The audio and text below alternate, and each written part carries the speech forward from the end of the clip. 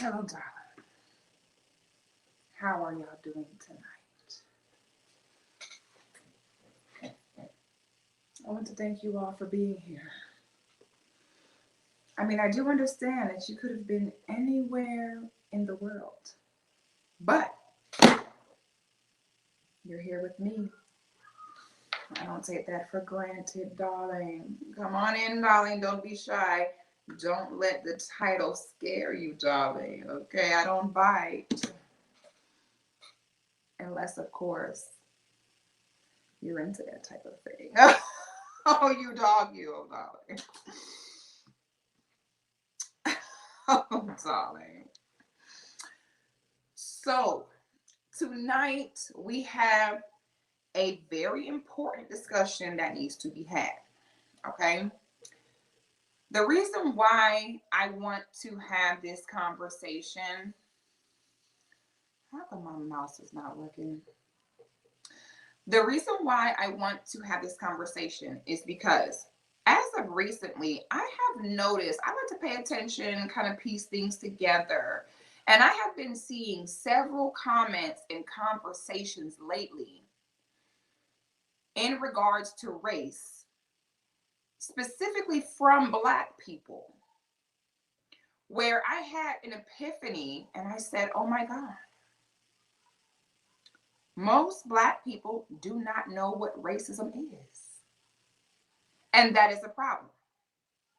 Now, when we get into this conversation, I want you guys to understand something. Self-love means paying attention to your actions as well as others. Okay? There are certain things in life that may not have to be real to you, may not have to be a factor to you, but it is a factor to others. It is a factor to a system. What I am noticing present day about Black people, especially Black people who are a part of that bourgeoisie class of Negro, I am noticing that what they're doing is creating a little force field around themselves and saying, it's not real to me, it does not affect me, it does not affect what I do. And that may be how they feel on their end. But that is not how it is on the back end for this system, this world, this country, or just the way life goes in general. So I wanted to have a conversation for real so that we can get on the same page as to what racism truly is. I was trying to find a clip here, and I cannot find this clip because I want to be able to show you guys. I'm not sure if I'll be able to find it or not. So whether I can or can't, I'll just tell you guys about it. Okay. Now, for those of you, I know this is not a secret. Let me take this out. Turn this off. Now, this is not a secret, okay? Anyone that knows me, Danica, thank you so much, sis. The good sis sent me a super chat, $32. Thank you. She says, happy belated, sis. Thank you. I had such a good birthday. If you guys have not checked out my birthday vlog, please do so. Okay. I had such a good time. I am 32, guys. A sis sent me $32 for being 32 years old, hunty. Okay. Honey, 32 feels good. Okay. 32 is feeling good for me. Okay. So y'all check out my video blog for my birthday. All right. Now, I'm going to say a few things before we get into this discussion for real. All right.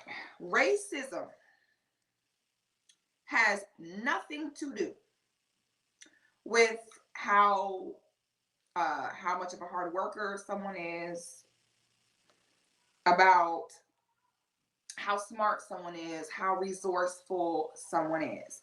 Racism is not about, oh, because someone is white, that their life is better and everything is handed to them and they, run amok in a field of milk and honey. Okay. Racism is not about whether or not someone of a different race is nice to you or likes you. Okay. So we're going to start with this. We're going to start with what is the official definition of racism? Let's just look it up. Let's look up what the textbook definition is. Okay.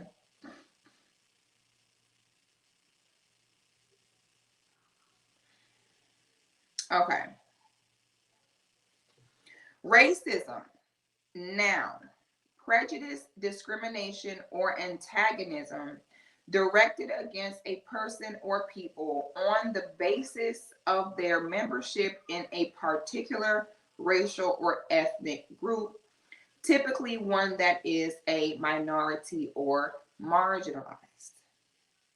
Another definition is the belief that different races possesses distinct characteristics, abilities, or qualities, especially as to distinguish them as inferior or superior to one another. Okay. 1 second, guys.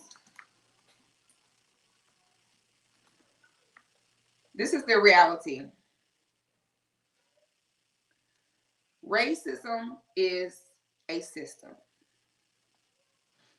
Okay, it is a system. Sorry, 1 second, guys. I'm trying to. This does not want to do this. Okay.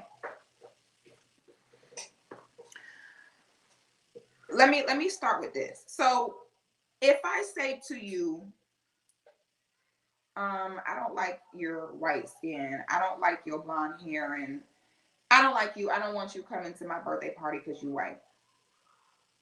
Can somebody tell me in the chat, how would that affect that person's life, well-being, their ability to provide for themselves?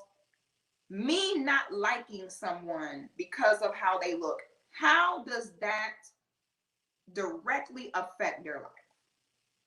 And you guys can let me know in the chat. If a white person says to me, you're black, I don't like you, so you can't come sit at my table, you can't come to my restaurant, tell me what significant damage that does to my life.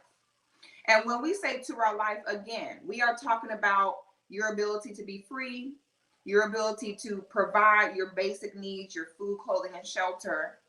How does someone disliking you, how does it have a substantial, real impact on your life? And before I go on, I'm going to wait for some answers here. And I want to see some of your answers, and then I'll say the rest of what I need to say. But I'm asking this for a reason. Someone says, I don't like you. I don't want you a part of what I have going on. I don't want to be your friend. What bearing does it really have on your life? And we will wait for the answer. Some answers to come. I don't see any answers yet. So we're still waiting.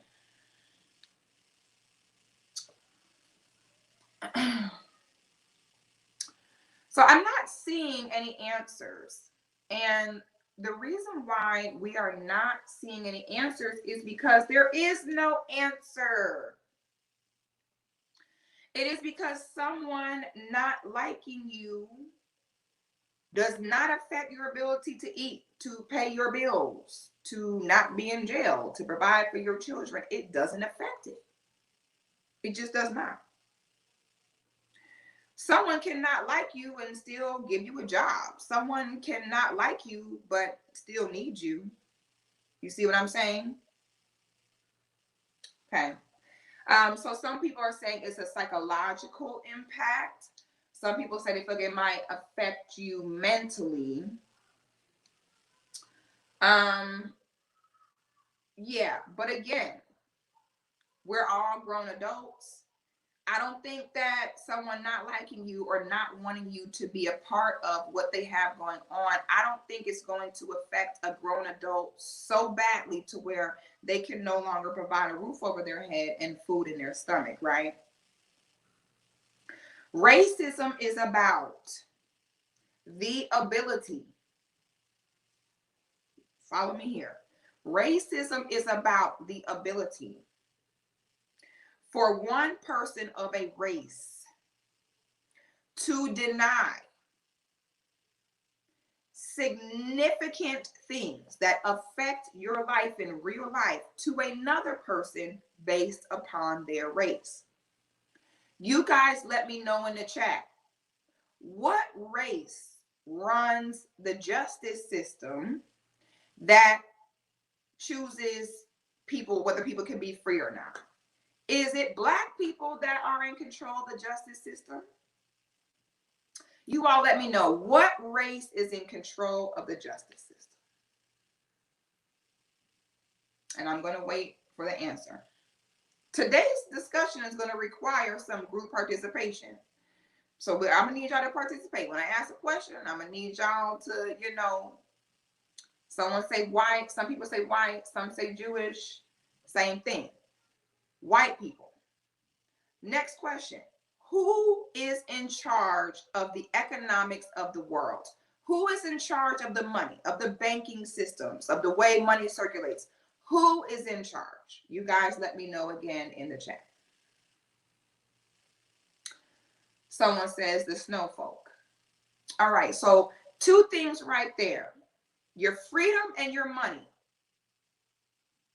Those two things are controlled by people who are not in your race. Okay? That, my friends, is what it is all about. It is not about, because I hear so many things. I hear people say, well, I have had, let me put it this way. What action is more significant? A fellow Black person that hated on your rims or stole a business idea from you or screwed you over on some money or talked about you bad behind your back, or committing the same crime as someone of a different race but receiving 30% more time,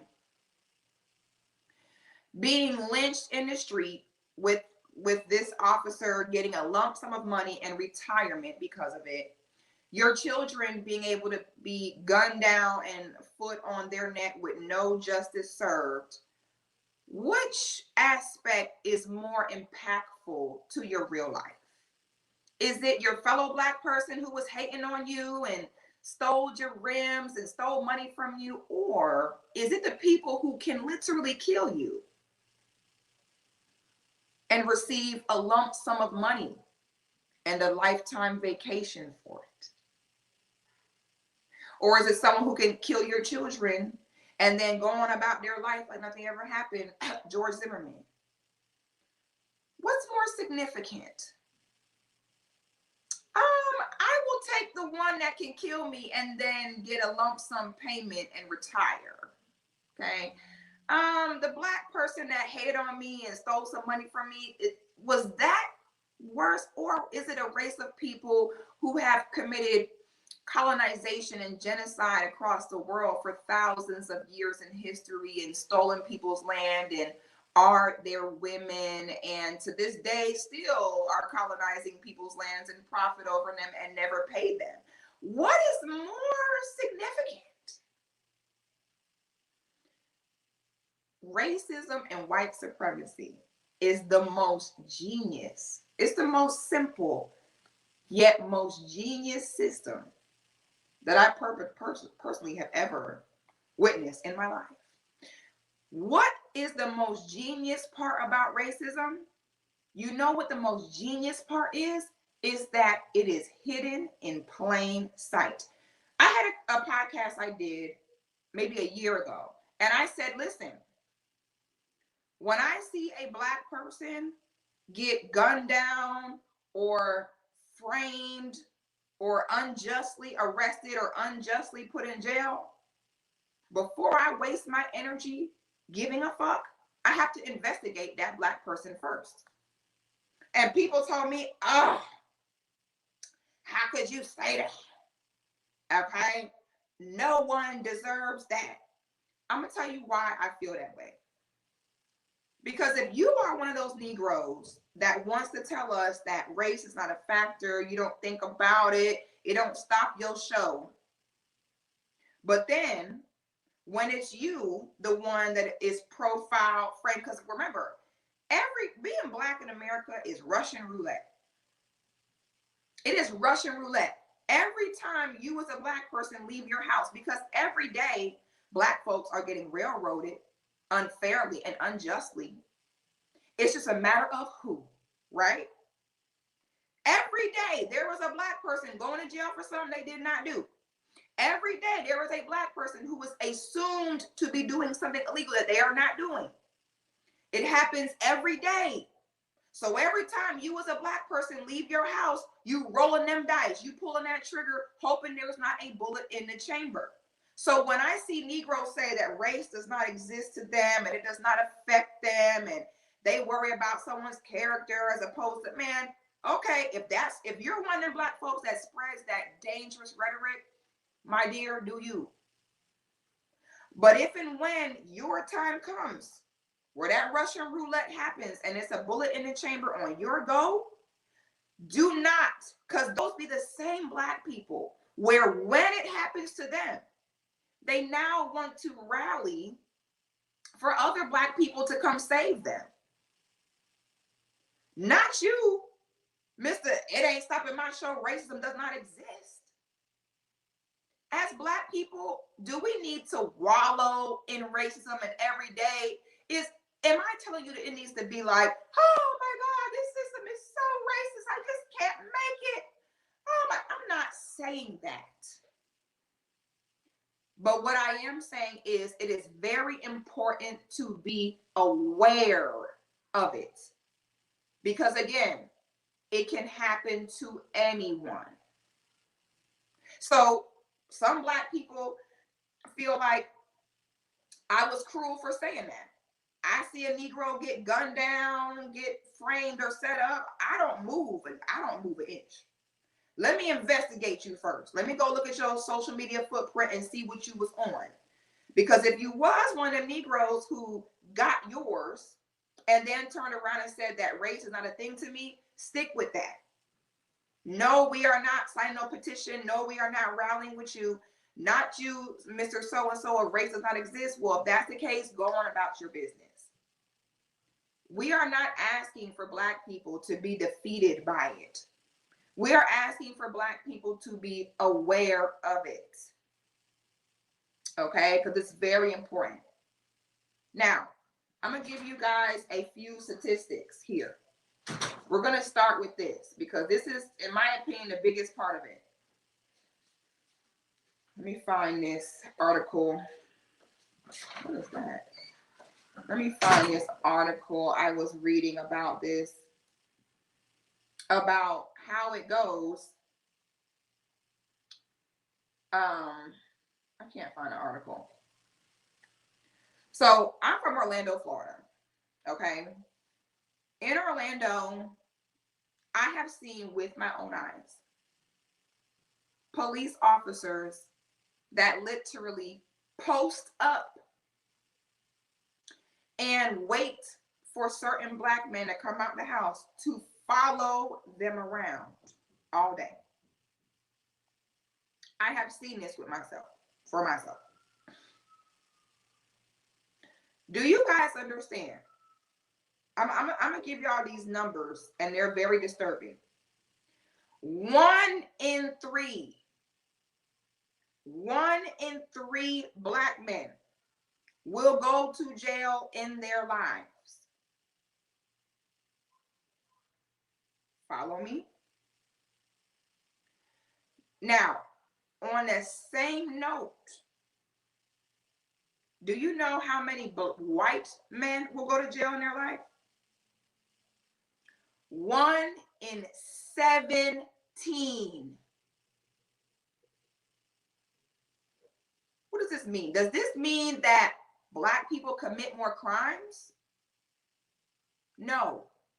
But what do they say? If you go looking for something, you're going to find it. So if because the system, another big aspect of what racism is about, it is about keeping white people alive. Peace and love to our ancestor, Miss Frances Cress Welsing, who in her book, The ISIS Paper, broke down why white people have to have a system that keeps them ahead of us. Ladies and gentlemen, I hate to be the one to tell you this, but there is no such thing as equality between races. You cannot give Black people and white people an even playing field. Why is that? Because the Black people will excel ahead of the white people every time. This is not racist. This is facts. That Black people are factually smarter, stronger, and more elite. You put a Black kid against a white kid, the Black kid is more prone to have a higher level of intelligence. Why is this? Because due to our melanin, due to our hair, we see things faster. We see color better. We feel vibrations deeper. There is no such thing as equality amongst races. It does not exist. I cannot stand when I hear people say, we're all one race. No, we're not. No, we're not. Us all being the same would mean we would have all the same characteristics. We are melanated. They are not. How can you say we're all the same? No, we're not. Why is it that they are hunting the organs of Black women? Why is that? Why are they not hunting organs of white women? If when we bleed, this is literally what I see when I see Black people say this dumb shit. When we bleed, we all bleed red. You just look retarded, and I just want you to do like this. When we bleed, we all bleed red. Shut the hell up, you basic bitch. Can we graduate past this elementary form of the understanding of racism? Because I'm tired of it. Do y'all remember back in middle school how simple it was when you liked someone and someone would write you a note and they would say, do you like me? Yes, no, maybe.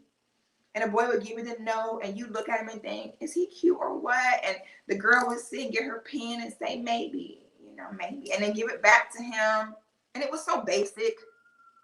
Then when you get grown, dating is so much more different. Like, so what's your take on corporal punishment? Do you believe in Jesus? How do you feel about vaccines? Okay. Some Black people are still in the middle school dating mentality when it comes to racism. A white person, do you like me? Yes, no, or maybe. Sweetie, it's way deeper than that. You poor thing. I'm going to ask you guys a few questions. Can a white person be married to a Black person and still be racist? In the chat, give me a yes or no on what y'all think the answer is.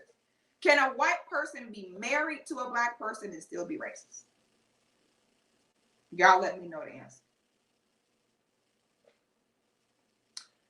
So they say yes, absolutely. Okay, great. Someone said no. Okay, most people saying yes.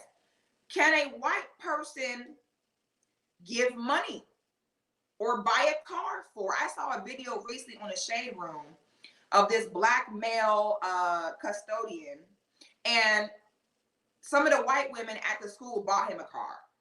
And then he was like, see, this go to show that it's not true what they say about y'all. Can a white person buy a Black person a car and still be racist? Y'all let me know the answer to that. Can a white person buy a gift for a Black person? Can a white person give a Black person money and still be racist? They're saying yes, absolutely. We're doing good in this conversation. We're doing good.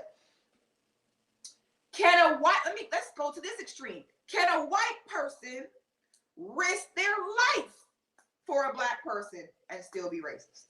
Let me see how far, let me see how good we understand it before we get deep into here. Can a white person risk their life for a black person and still be racist?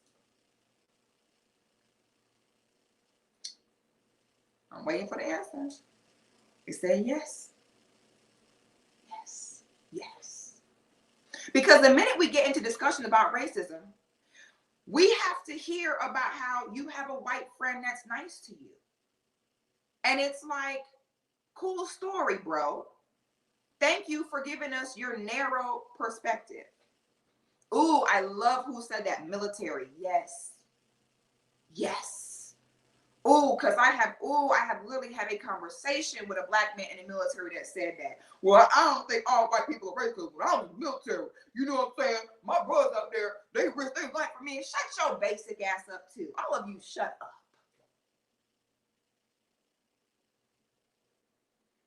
All right. It is no secret that I am pro-black. I don't hold back from it. I am sad that pro-black has to have a name because most other races don't have to say, I'm pro-Asian. And we're not getting into the nitty-gritty on whether or not Indian is a race or Asian is a race. We are speaking in layman's terms so everyone can get a good idea and a good picture of how this goes, okay? Middle Eastern people don't have to say, I'm pro-Middle Eastern or I'm pro-Asian. It is already a given that one would be pro themselves. Why is that? Because that is called self-love and self-preservation. Black people are the only race of people that actually get upset. I've seen other black people roll their eyes and get upset at black people being pro-black and say, what about the white people? What do you mean pro-black? Y'all smell like shea butter.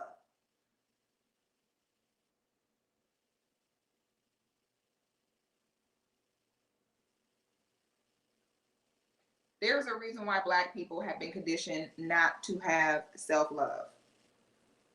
Because if black people have self-love, then they're going to self-preserve.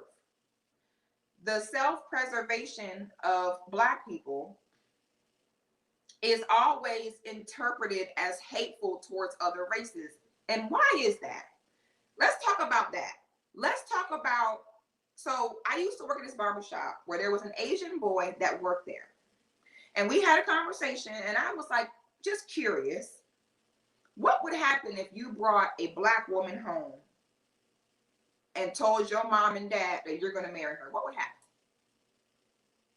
That boy said that he would be kicked out of his house and written out of his will, out of his parents' will. He said that he would be cut off financially and become a disgrace to his family.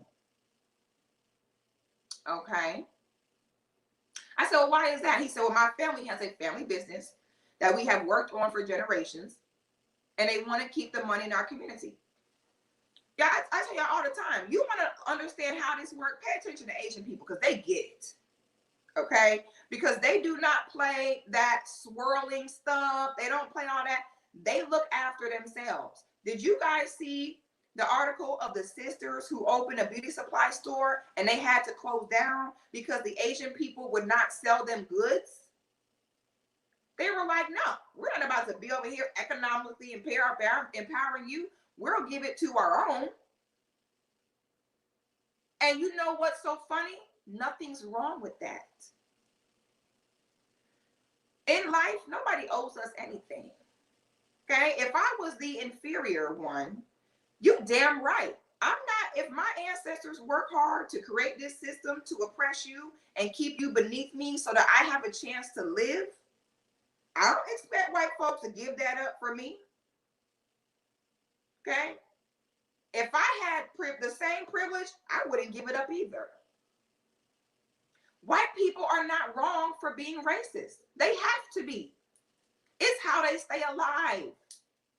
So now, why is it different when me as a black woman, when I say, no, my son got to bring home a woman that looked like me. My family will not be involved in swirling and doing all of that. For me and mine, we're not doing that. We need to keep our money and our resources, our love, our nurturing within ourselves. When your house is on fire, you don't have time to worry about the house next door that has a broken window. Your whole house is being engulfed in flames. You don't have time to say, oh, but the neighbor got a broken window. We should help them. The only thing that is significantly impactful in life, but before I answer that, in the chat, tell me what thing of significance can Black people deny to white people? And I will wait for the answer before I go on. So don't even think about hearing my question and don't put an answer in that chat. I need somebody to put in this chat. What significant thing can Black people deny to white people that impacts their life?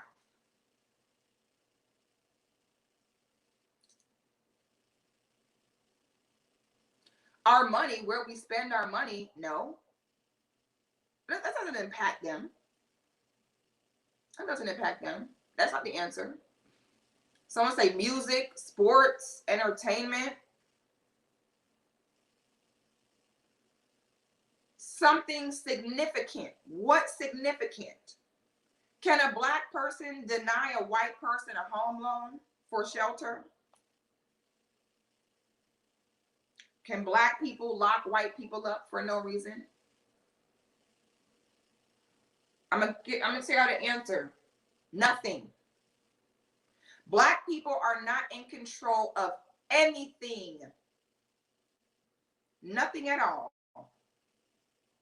that can directly impact or deny an opportunity to someone white. The closest thing that we do have to it is access to our bodies. The white men have a saying. The white men have a saying, sisters. Do you know what this saying is? You ain't a man until you have satisfied a Black woman. The white boys say, your sex game is not confirmed until you sleep with a Black woman. When a white girl wants the Black male experience, they call it getting blacked. When you really want a good time, you go for the Black men. Now, something that I learned, and I think I would say I'm more so grateful for being brought up like this, because I've really seen both sides of the fence. Okay. Oh, yes, you guys. You guys didn't know? See, white people have mastered diplomacy. They've mastered it so well to where they're able to do so many things and we don't even have a clue. Other races do not air out their business. They don't. Okay? They have codes they stick to, and a lot of y'all would not even know. Okay? I happen to know the answer to this because I used to work in a white barbershop in which I heard a conversation. For white men, now they're not going to marry this Black woman, but for white men, the way that they operate is when they want sexual validation, if they can satisfy a Black woman, that's how they know. Oh, yeah. So this is why other races can say, we don't want no swirling. We don't want none of that. And no one cares. Because no one is saying, yeah, when you get with an Asian man, you're getting Asianed. You're getting whited. You're getting Indianed. No, it's blacked. You're getting blacked. Because the Black people are the high sexual standard. Okay? So this is why when as a Black woman you say, no, my son needs to be a woman that looks like me, why it is deemed as hateful. It is deemed as hateful because there is a projection for the Caucasian race for them to become extinct. And the only way that they're going to be able to fight that is to mix with us, because they've learned. Ooh, we see now, okay? If we mix with them, it'll give us enough melanin to keep us alive. But because of racism and white supremacy, these children will still carry on our mindset, because it's the mindset that we want to keep going. This is why the focus has went. Because do y'all remember back in the day, it was them always pushing, listen, in or out. All this coming in and out, I am broadcasting. Figure out what you're going to do. Do you guys remember back in the day that they were pushing black men to be with white women? They were pushing it hard. And then all of a sudden, as the years progressed, suddenly we stopped really seeing that being pushed as much. And what did we start seeing being pushed instead? What do we see all over the TV now? Black women with men of other races. They crack the code. Oh, it is the man. Just follow me here.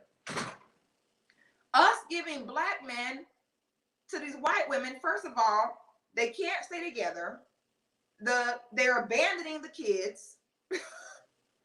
Black men with white women, domestic violence, kids abandoned majority of the time. And please don't tell me about the one exception that y'all heard of, your cousin's baby daddy, uncle's cousin, next door neighbor. I don't want to hear that dumb shit today. We are going to talk about majority of the case. We're not discussing any anomalies in this discussion, because anomalies are a deflection tactic that people use to ignore things as a whole. They said, oh no, this did not work out well, okay? You black men are abandoning these mixed kids. They are beating these white girls' asses. The divorce rate is like 80%. This is not working out. This did not go the way we thought. And then, if it's a black man and a white woman and they have a son, that son is more likely to grow up and operate like a black man. And they were like, oh, hell no, this backfired on us big time. Then, for the white women, they have a baby by a black man. Guess what happens? White men don't take them back. The reason why you're not seeing it pushed anymore as heavily for black men to get with white women is because that shit backfired so bad and did not work out. Then they said, we got it. Forget the men. What we need is the womb. Black women have the most valuable wombs. So they kicked black men to the side and was like, yeah, whatever, take these white girls. Whatever white girls deal with y'all anyway, we don't deal with them. A white woman cannot. Can y'all tell me how many times you've seen a white man with a white woman where he is stepfather to a mixed child? Have you ever seen that? Y'all put in the chat the last time you walked down the street and seen a white man with a white woman toting a black mixed baby. So it really backfired. So you push the black men on these white women. They had these babies. The black men abandoned the babies, beat their ass, and they got divorced. Then the white girl is stuck. That's why sometimes you'll say, oh, you'll see white girls that only date black men. It's not that they chose to only date black men. It's that their men do not take them back once they go there because they have dignity. No, if you want to go over there with Tyrone, you stay there. That's why you'll see white women, if they date one black guy, they keep dating them because theirs don't want them back. Oh, and don't let you be toting a biracial baby on your hip. Sweetie, it's not happening. Okay? So then they got smart and they said, I know what we need to do. Go after the black women. Okay? So what we'll do is we will start creating a narrative. Because have you guys ever really seen a movie with a Black woman, a movie or anything socially or in the media or any imagery? Have you ever really seen one with a Black woman with a white man, where a white man is mistreating her or abusing her? What do we normally see in the media when we're seeing a Black woman with a white man? The white man is the hero. He comes trotting in on his horse and he saves the day. Then when they show with the Black man is fucking us up. So they realize we will start creating imagery to begin to psychologically program the Black women. Look at your men. Look at how they treat you. Look how terrible they are. What you need to do is come to death row. Okay, you tired of your Black men? What we're going to do is we're going to arrest 1 in 3 of your men and then turn around and say, leave these Black men alone. They're just going to jail. We're going to lock up their fathers so that they never had one. We're going to stalk and harass them and wait for them to breathe wrong to give them maximum sentences. Then we're going to go whisper to your women and say, leave these Black men alone. They're terrible. We're going to take all the famous ones and we're going to push racially ambiguous and non-Black women onto them so that way you Black women think your men have abandoned you. Then we're going to make the white man come in looking like the hero. And now they whisper to Black women, come to death row. And then the Black women cut off their nose to spite their face. It was like, yeah, you know what? You're right. Forget me, Black man.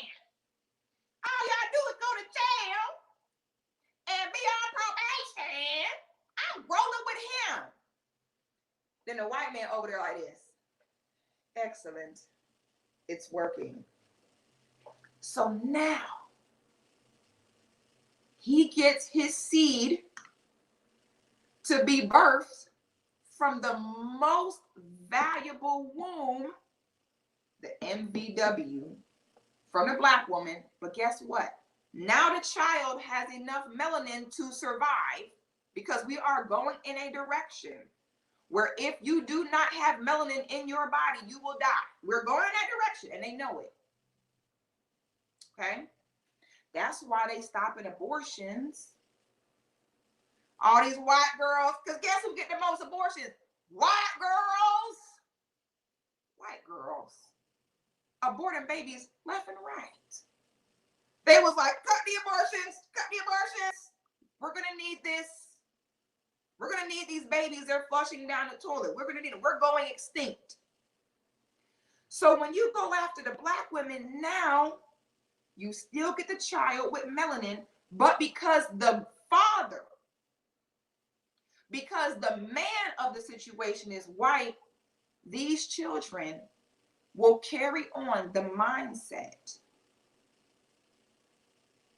and move in the best interests of their white father. Genius. We've convinced these Black women that they're at the end of their road and that their men are terrible and don't want them. So the Black women will be more prone to stay here and put up with whatever.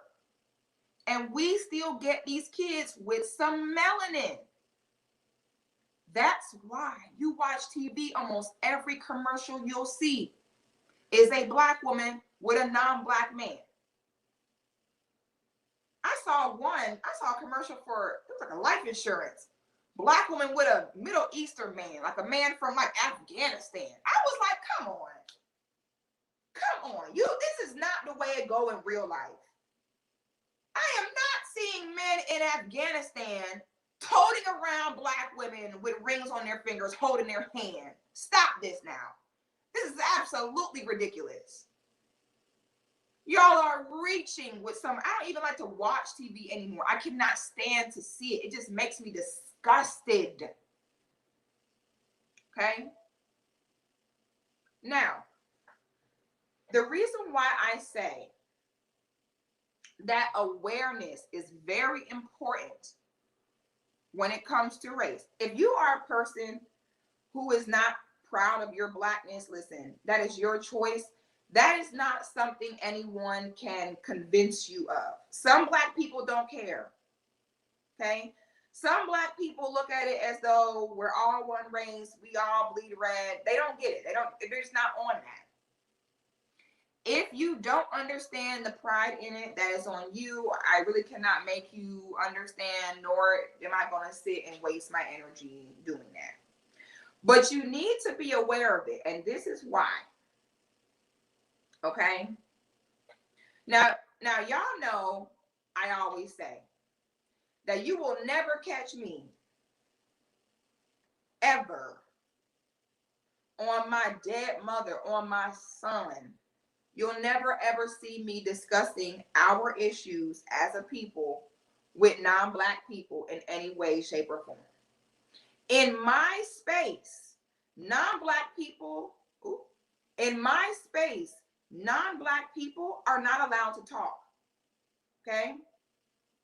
The most that I would allow for somebody non-black to come speak in my space is if you wanted to speak on you. You know what I'm saying? Like if you want to come speak on you to maybe teach a lesson or prove a point, you will be able to come in, speak on you only, and then you got to leave. And this is why. It's two reasons. Number one, let's say somebody steals your car. Okay? Let's say someone steals your car and now you have to walk. So now, as you're walking, it's hot, it's 100 degrees outside, you're sweating, you're like, man, I wish I had my car. The person that stole your car then comes driving up next to you saying, you know, if you want this walk to get better, you should probably get you some better shoes. Those shoes probably ain't good for walking.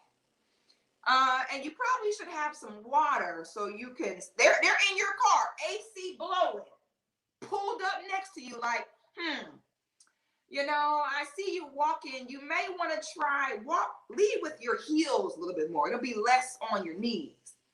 Bitch, did you steal my car and now I'm walking and you're trying to counsel me on how I should walk more efficiently? No, give me my car back. What the hell? I don't need you to counsel me on how to walk and give me tips. Give me back my vehicle. This is why I do not allow people of other races to come try to teach us, or we go running to them with our issues. I don't want to hear nothing you got to say unless you're ready to pay up. Period. Sitting and discussing our issues with non-black people is them being able to come in their privilege. Because remember, I told y'all, after you've done ha-ha kikiing with your white friends, and all y'all got to drive home, your drive home still has a different risk than your white friends drive home. That's why I be telling y'all, I don't care. I don't want to hear that you have a white friend that was nice to you. It doesn't matter. After all that niceness, they still have a privilege over you that they know exists. Y'all let me know in the chat if you've ever seen a white person go to court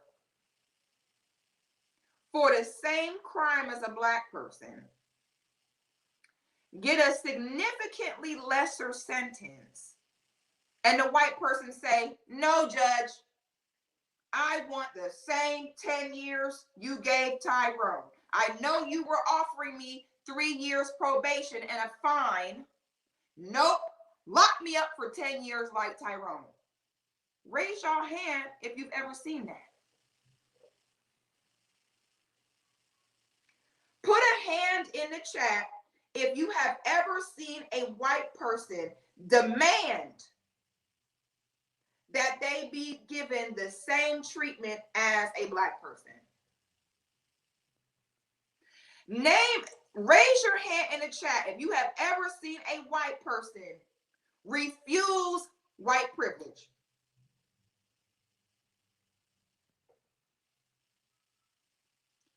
Can have all the black friends in the world, when shit get real, because again, life is different. Life moves differently when things are calm and copacetic. Then you have life and how it goes when things get real. Okay? That's when they say a relationship is tested. This is the way life goes. You are not tested when things are going well. Tests come through adversity. Okay? You do not know what someone is made of when things are going sweet. Okay? You learn what someone is made of when things hit the fan. You ain't never in your life, no matter how much black friends, black dick, or black vagina a white person gets, you ain't never once seen them turn down their privilege or say, no, I want the same thing the black person got. You ain't never seen it. Got all the black friends in the world. Listen to all the hip hop, know all the words. Saying the N-word when they in the car by themselves. That is what racism is about, ladies and gentlemen. It is not about, oh, well, because I'm black, I won't be able to be successful. No, it's not saying that. You can still be successful if you're black. You can still not be successful if you're white. However, we must acknowledge this system and how it got here. Now, here goes the next common myth that coon ass niggas say when it comes to the racism discussion. And again, all we're asking for is your awareness so we can move accordingly. Okay? If someone says, hey, have y'all ever broke some glass in your house and you sweep it up, but you're going to tell everybody in the house, hey, I just broke some glass here. I'm just letting y'all know, be careful. Don't, put some shoes on when you come over here. I think I got it up, but there might still be some pieces. Your job is to make them aware. Does that mean evacuate the house? I broke some glass. Get out of here. Don't walk in here. Be afraid. No.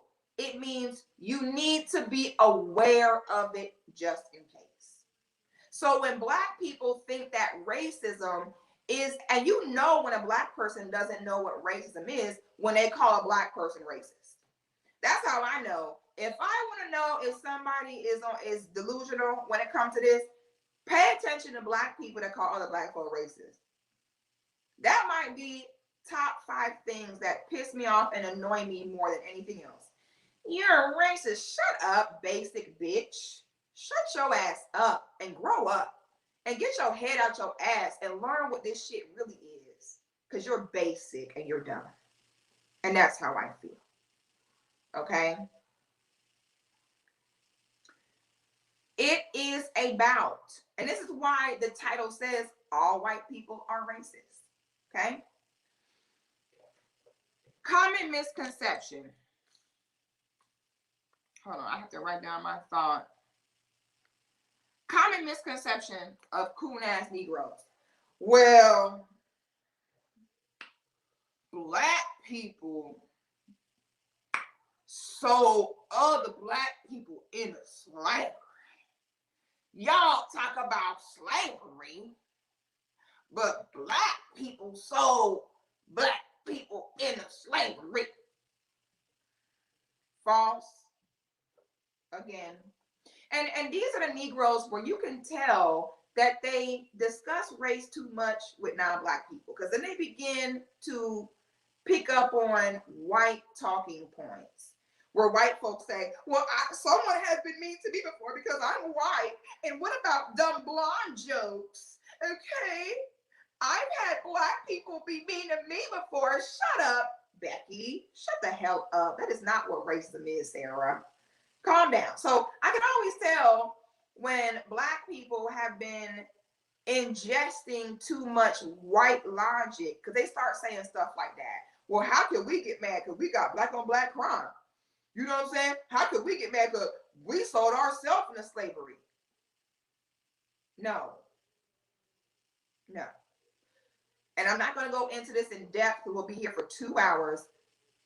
Black people never sold themselves into slavery, okay? Nor did Black people ever have slaves, okay? There is something called a food chain, a hierarchy, all right? When people try to say, well, Black folks enslaved each other, people that work at McDonald's are slaves, okay? People that are working and after working still cannot support themselves are slaves, okay? Because now, if you're going to sit here and say, oh, Black people had slaves, well, if there was someone doing that same work, but they were getting paid $1 million a year to do it, they would not be deemed a slave. It was not that Black people had slaves. It's called a hierarchy. Excuse me. Hold on, y'all. I'm about to do a good Black mama straightening. I apologize in advance for this. Give me one moment. Who just knocked on this door? Who? Come here now. Right now. Who knocked on my door? Who is Anthony?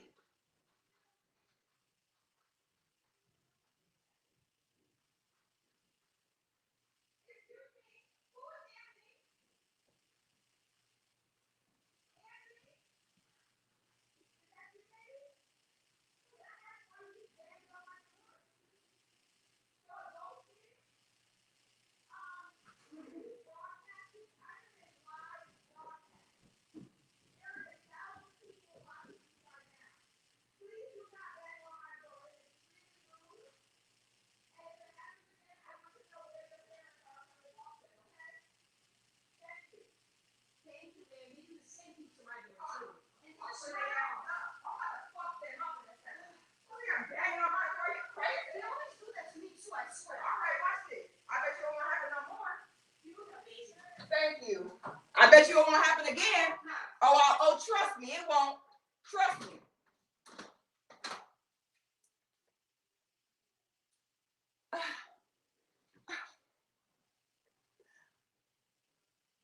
Pardon me. Oh, I'm so sorry, darling. Pardon me for that. I'm so sorry.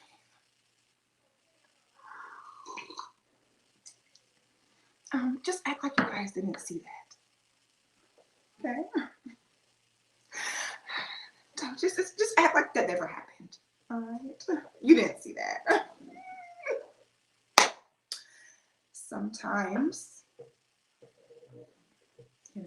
sometimes you have to, get real Black mother on the youth out there and get some straightening.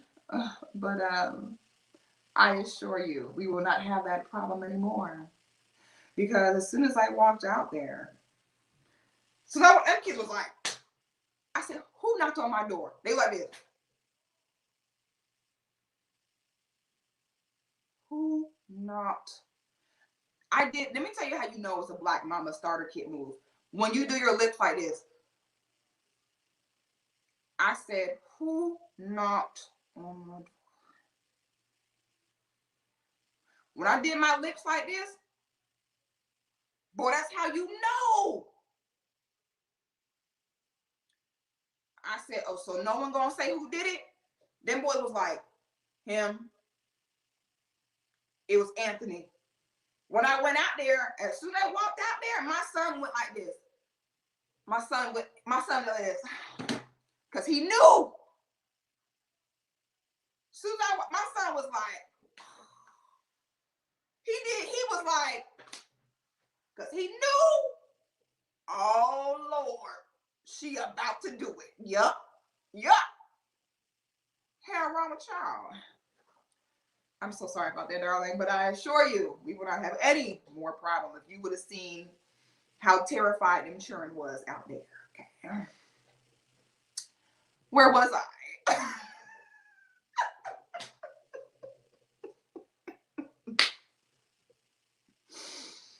So where was I?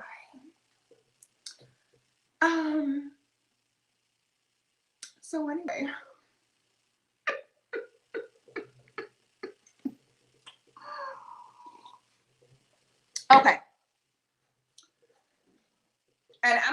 going to allow some of you guys to come up and talk with me as well. I'm going to drop the link in a second, and y'all will be able to come chat as well and give y'all 2 cents or ask questions or whatever you want, okay? So this is what else is unfair, okay? Every other race, their unity is held together by 2 things. Number 1, it's held together by system. And number 2, it's held together because there is no system proactively working to keep them apart. You do not, present day, other races are able to just be.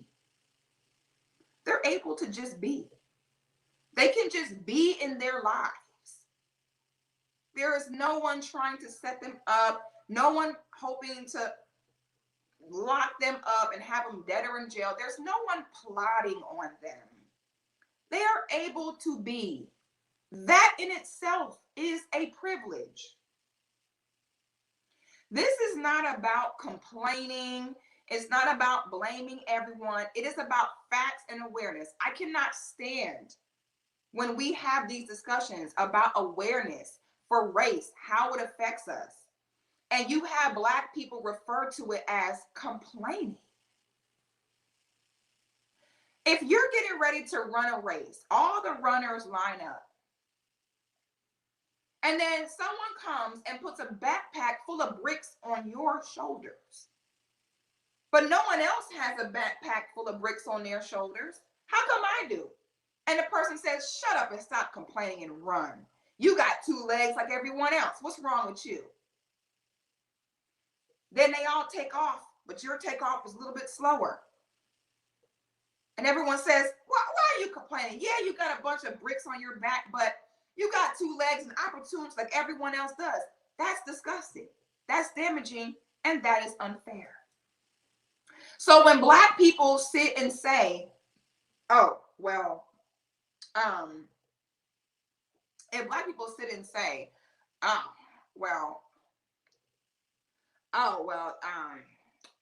don't know why y'all complaining, okay? We got the same 24 hours as everyone else. Shut up.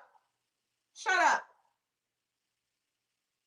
We have a backpack of bricks on our shoulders, and it's okay to acknowledge that. It's even more so okay to be solution-oriented to that.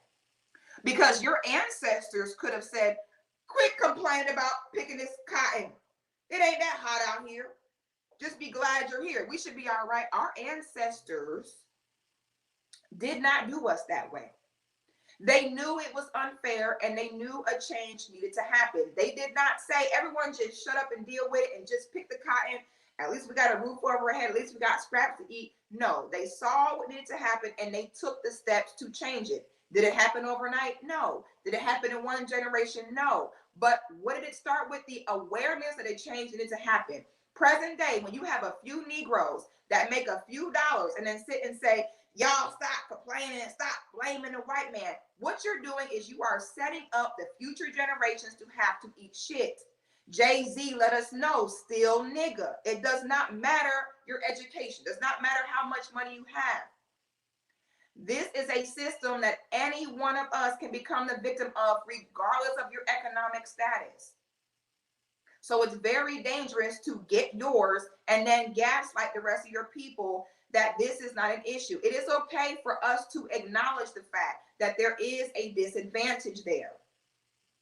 This awareness of this is how you begin to slowly chip away at this so that the future children do not have to deal with that. Like I was saying, other races are able to just be. They do not have a perfected system looking to constantly hold them back. But then when it comes to us as Black people, this is extremely unrealistic. It is expected of us that our unity and success is based upon all of us getting along and liking each other.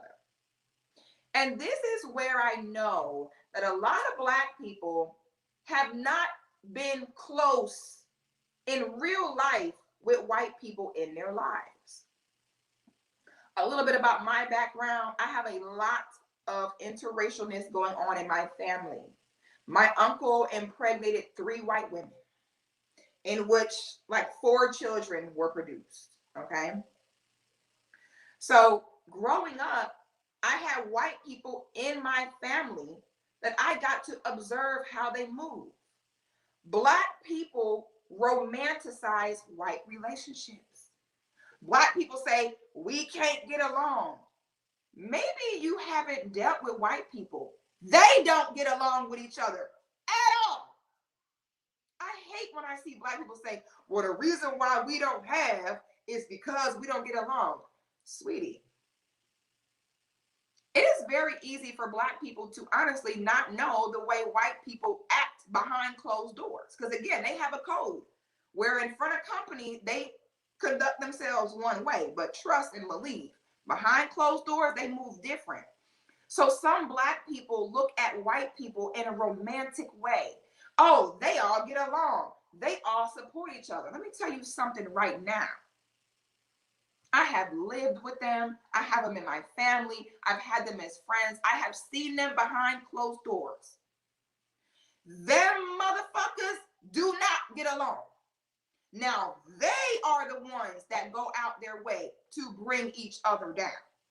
Trust me. I think y'all think that I'm the type of person where I'm like, oh, I don't want to deal with them. No, I recommend, okay? I recommend that you spend time with them. Okay? I recommend that you get to know, because you need to see the way they really work. White people go to extreme lengths to bring each other down. One of my favorite movies or documentaries is Tiger King. Bet y'all didn't know that. Do you know why I love Tiger King? Because Tiger King is hours and hours of white people bringing one another down.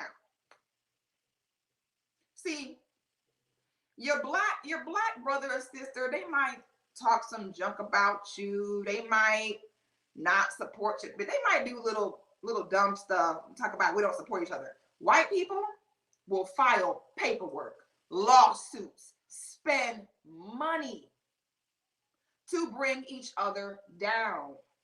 You know what the difference is? Their unity is held together by system. It is not held together socially. The system of white supremacy, along with them not having a system that purposely moves to turn them against each other, that is what makes them appear more unified. But they do each other dirty, trust and believe. So now what they do with black people is they set us up on these impossible feats. Well, for us to succeed and for us to do better in life, we all got to unite and get along. There is not a single race of people where they are all united and get along. Not a single one. So stop expecting it of black people. No, they have a system where they benefit from it just by being born and breathing. And this is why I say racism is such a brilliant system, because it's hidden in plain sight. And then you blame the victim, and then you gaslight them by saying that all this does not exist when it does. And then you put them on a hamster wheel. Y'all ever seen a hamster on a hamster wheel? He just going and going, but ain't going nowhere. He just staying busy.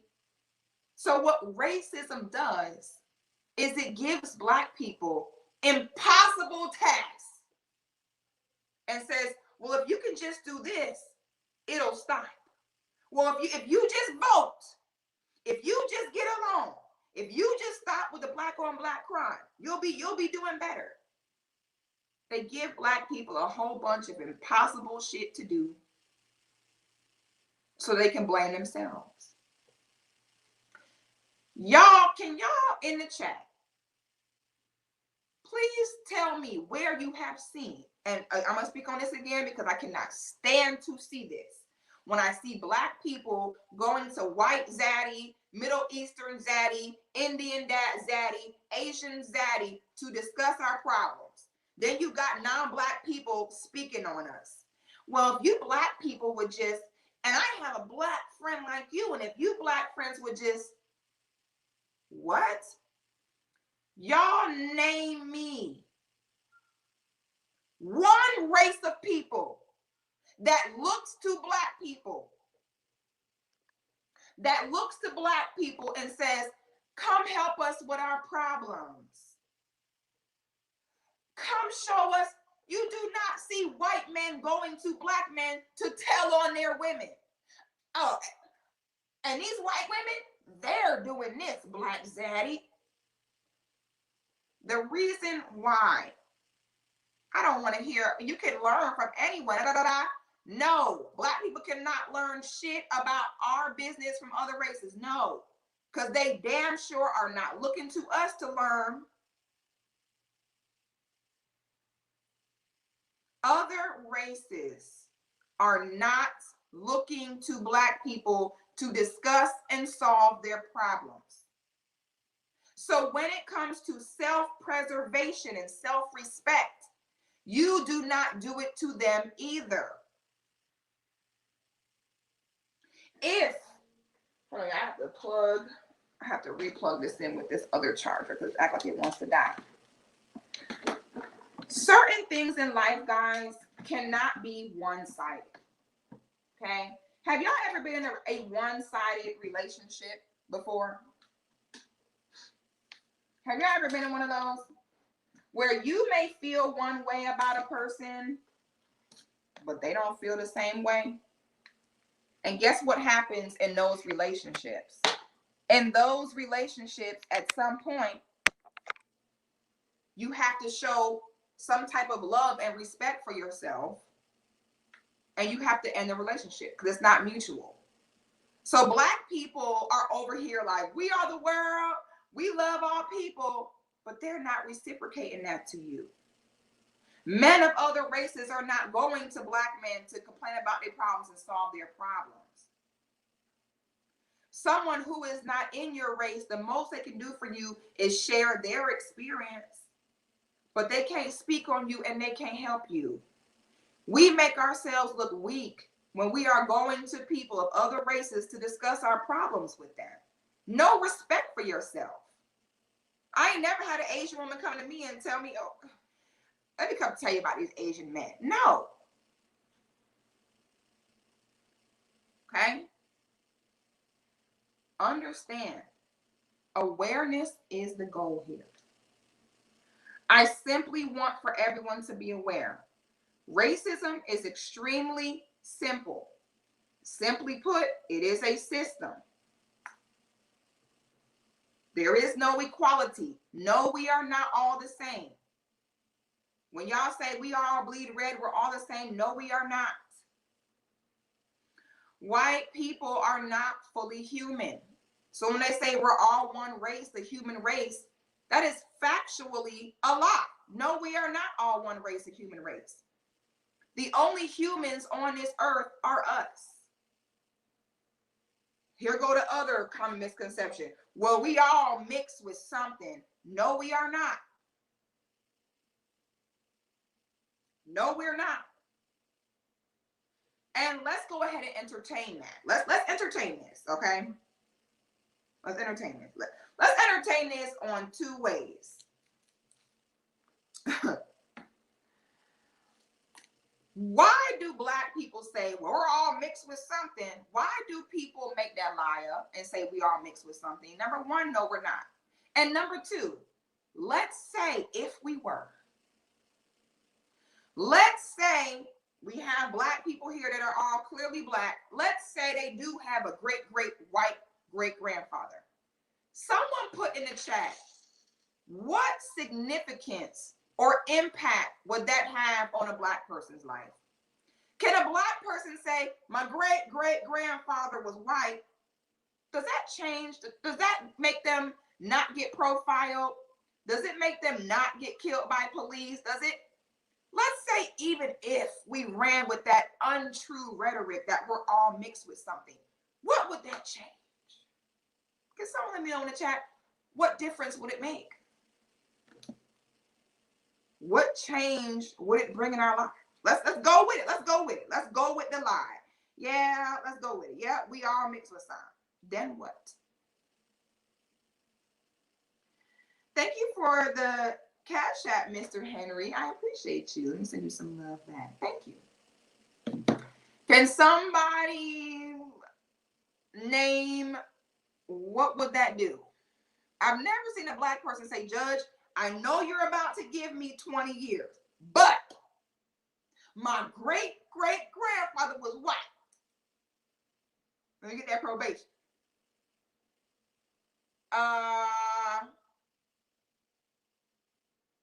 No. So why do black people use that as a talking point? That always was strange to me. Kenyatta says, thank you for the super chat. He says, damn, you should join Clubhouse Intelligent Discourse. It's seriously like in there. Yeah, so I tried. Listen, I'm putting up a Discord. I also have another app that I'm trying to work with called Alpha Tribe Signals that a friend of mine has developed. But I don't quite know how to use it yet. Like when I click on my Discord, it just looked like, I don't know what I'm looking at here. I'd be so confused. But that's why I wanted to start these groups. They will be paid groups so that we can have everyone come in and share and have these conversations. Because I absolutely want to do that. Okay. Yeah, so even if that was the case, what would it do? Here goes the next talking point that people use. Well, black on black crime. Well, I want us to stop using the term black on black crime. Take the term black on black crime, crumple it into a ball, step on it, soak it in some water, let it start falling apart, roll it again, and throw it in the trash. Then burn it. People in general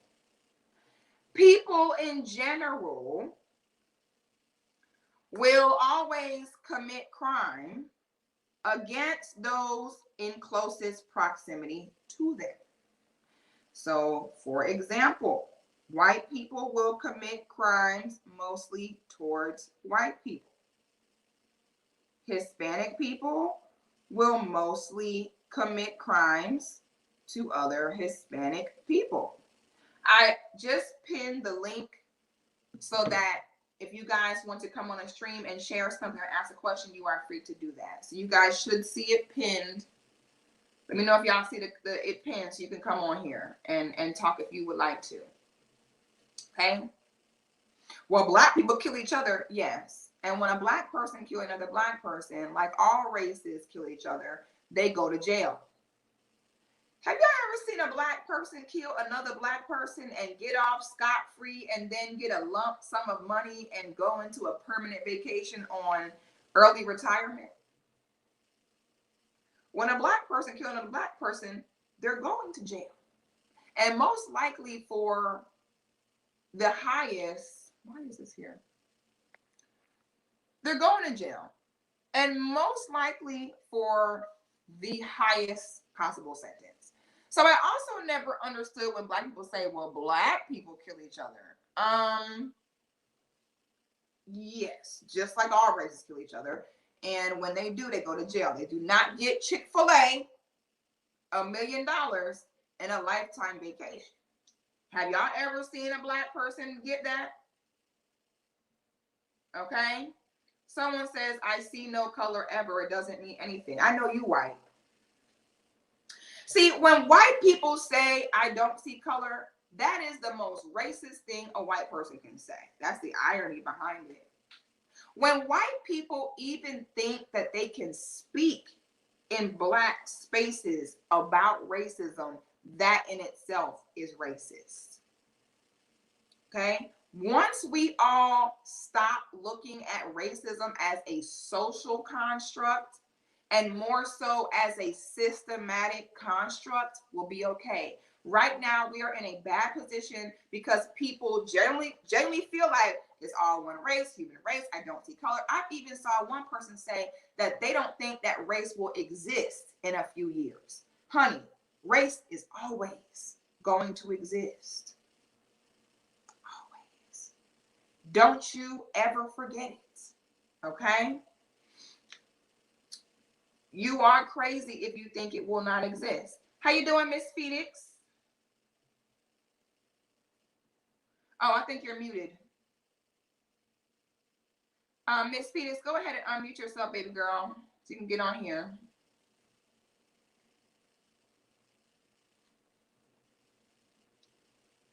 Can you hear me, sis? Well, Miss Phoenix, if you hear me, go ahead and press unmute so that you can come on. I'm going to continue until you do that. Yeah, so when white people feel as though they can even come in and even speak on certain things, that tells you right there, that's racist right there. Okay? I want us to stop.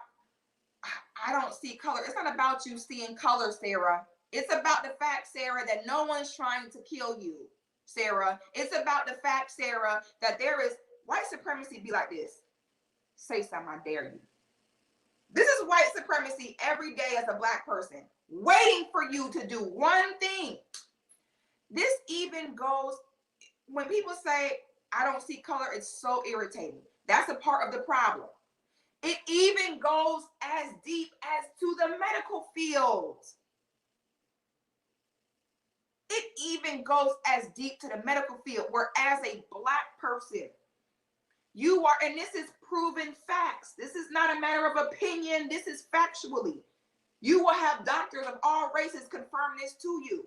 That as a black person, when you come in and you say, I'm having these chest pains and I don't know, I think something wrong, it is more likely for them to say, you all right, you'll be all right, you're fine. Then you kill from a heart attack 2 days later.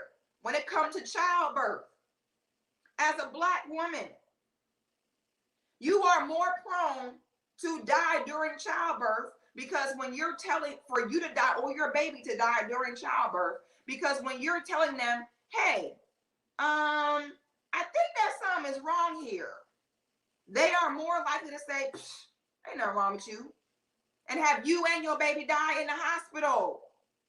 When y'all say race is not a factor, it affects everything. That is not saying that you have to be a victim. It is not saying you have to let it defeat you. But you do need to be aware, and it's not fair for us to have this system going on and then tell them, oh, well, you running with that backpack full of bricks, but you'll be okay. No, we need to change it. No, we need to start. This system has taken hundreds of years to establish. It could very well take hundreds more to take it apart. But everybody has a role to play, and you have to take accountability for that. This happened to Serena Williams. Serena Williams, multi-millionaire, one of the highest paid, most successful athletes in the world, and she married to a white man and still almost died in that hospital because they didn't believe her that she was in pain. That's why I hate when y'all Negroes make a few dollars and then say, I don't know why y'all say racism is real. It ain't real. Shut your ass up till it's your wife sitting there having a baby and bleeding out internally and they saying she'll be all right. Always remember, black folks, stop saying race don't exist. It don't exist until it's you. Until it's your turn. Then it's going to exist real quick then. Let me see. This is the story that I saw. There is a story I saw about this black man who wife died in childbirth. He was telling the story. Is this him? Oh, let me see if this is the story.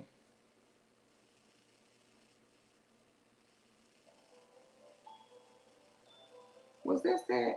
This was life-threatening, maybe moving a lot more, with a lot more urgency. Oh, this is it. Hold on, let me share my screen.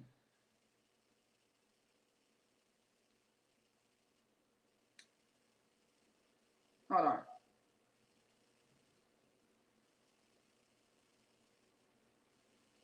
Hold on, guys. I want to show you this. Hold on. And it's a quick video. I'm just going to show y'all an example of how this goes. And this does not happen to white women. Hold on, y'all. Hold on. Let me share my screen.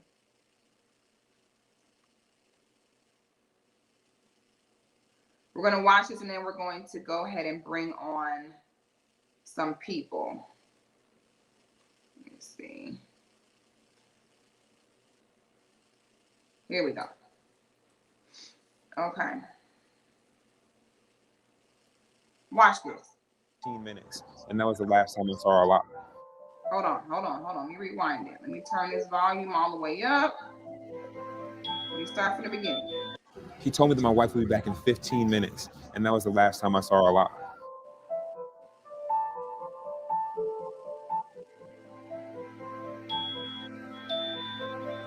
I was thinking if this was life-threatening, they'd be moving a lot more, with a lot more urgency. And even as I was walking with Kira on the way back to the operating room, she's holding my hand and she's saying to me, baby, I'm scared. I'm scared. The doctor, his level of concern or sense of urgency never elevated. And in fact, he said to me, this happens all the time. And he told me that she would be back in 15 minutes. He told me that my wife would be back in 15 minutes. And that was the last time I saw her a lot.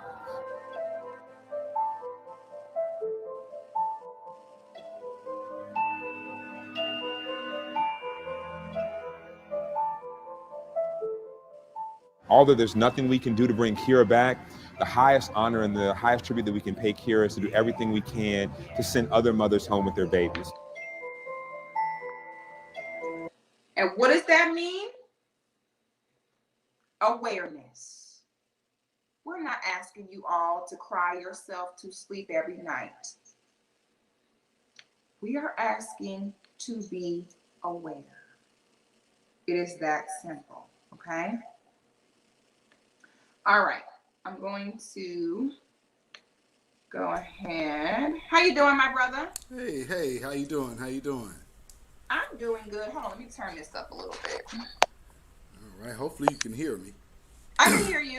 Have something Okay, you good. want to share? No, actually, this is a great topic. I think it depends on kind of where you were raised. For me, I'm from the Pacific Northwest, so I'm from Portland, Oregon. What you doing in Oregon? Well, what are you doing in Oregon, my brother? Why Oregon?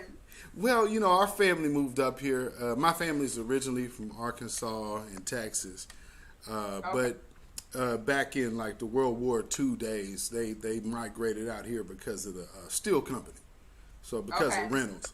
But being out here, being in the first no Negro state of the Union, we get a chance to see these people firsthand. Like a university. So this is like the south of the Northwest. So Okay. we have a lot of transplants. The whole Oregon Trail was basically white folks trying to get away from freed slaves. Yeah. So they came out here. It was legal. Slavery was legal out here for 3 years, up until. So you had to basically keep your slave for 3 years, let them build your stuff up, and then you had to get them out the state. They had something called lash laws here. With that being said, we still very much have a lot of that sentiment here. Portland is like the kind of the liberal epicenter, but everywhere else in this state is straight up redneck, Dixie flag flying country. Right. So I see how people don't understand. If you guys have been blessed to be around a gang of black people your whole lives, man, y'all been spoiled, because out here, you can't leave your door without seeing them. So being here, we're outnumbered. So they feel a little more comfortable. With that Right. being said, they let those secrets that you're telling, I just want y'all to know, that is real deal. They have a certain code that they absolutely stick by. No, they don't get along. But will they go against each other for you? Hell no. Hell no. And you know why? Because they know it could mean their life. Mm-hmm. You know, that's what Frances Cress Welsing was speaking about. The reason why white people stay on code is because of something called genetic memory. You guys have to know there was a period in time in which we dominated them. Facts. And they have a genetic memory of that. And that's why no matter how they feel about one another, they will never go against each other for us because they know it can literally mean their life. Absolutely. It goes deeper than I have a white friend that's nice to me. No, this shit is deep. Right. They never want to go back to being up under us again. And in them caves. Ooh. And that's what a lot of our people don't know. Let me show y'all something. Keep going, brother. I'm gonna put something up while you do that. So, you know, just like she's saying, these people have a genetic memory of who we are, just as well as we are starting to come back into ourselves. This is why you're seeing them go on alert, pushing certain things on you, pushing certain agendas on you at such a warp speed rate, because you're so important to their success. Your ignorance is their success. Yeah. That's the greatest thing that the devil ever taught the world, that you weren't the greatest thing on it. Yeah. Yeah. You ready, sister? I'm ready. I'm about to show them a few things. And because my brother, I don't like it when people truly act like, you know, this stuff is hateful. I'm like, no, listen, there is a difference between things being factual and hateful. Absolutely. Something being factual does not mean it's hate-filled. I'm gonna show y'all two different things. Major facts. And so when I say that they are not human, you know, people get so upset about it, and I'm like, I don't know why, because it's science. Don't they tell us to believe the science? Exactly. That's their words. Exactly. Go figure. Let me see. We don't have that rhesus monkey DNA. It's so many things. It's the reason why they don't season their meat. People think that's so funny. Everything has a real reason behind it. People think it's so funny talking about how white people don't season their meat. You know why they don't season their meat? Because of that percentage of Neanderthal blood. They want to taste flesh. The reason why we clean and season our food, we don't want to taste the flesh. Right? The Natural. reason why they want, you hear them say, have you heard them say, well, you put all that seasoning on it, you're going to ruin the taste. Ruin the taste. What they say? Yes, they do. Bloody, because that is that partial Neanderthal blood. Absolutely. Absolutely. It's the need for the taste of blood. Like a vampire. Look at these folks.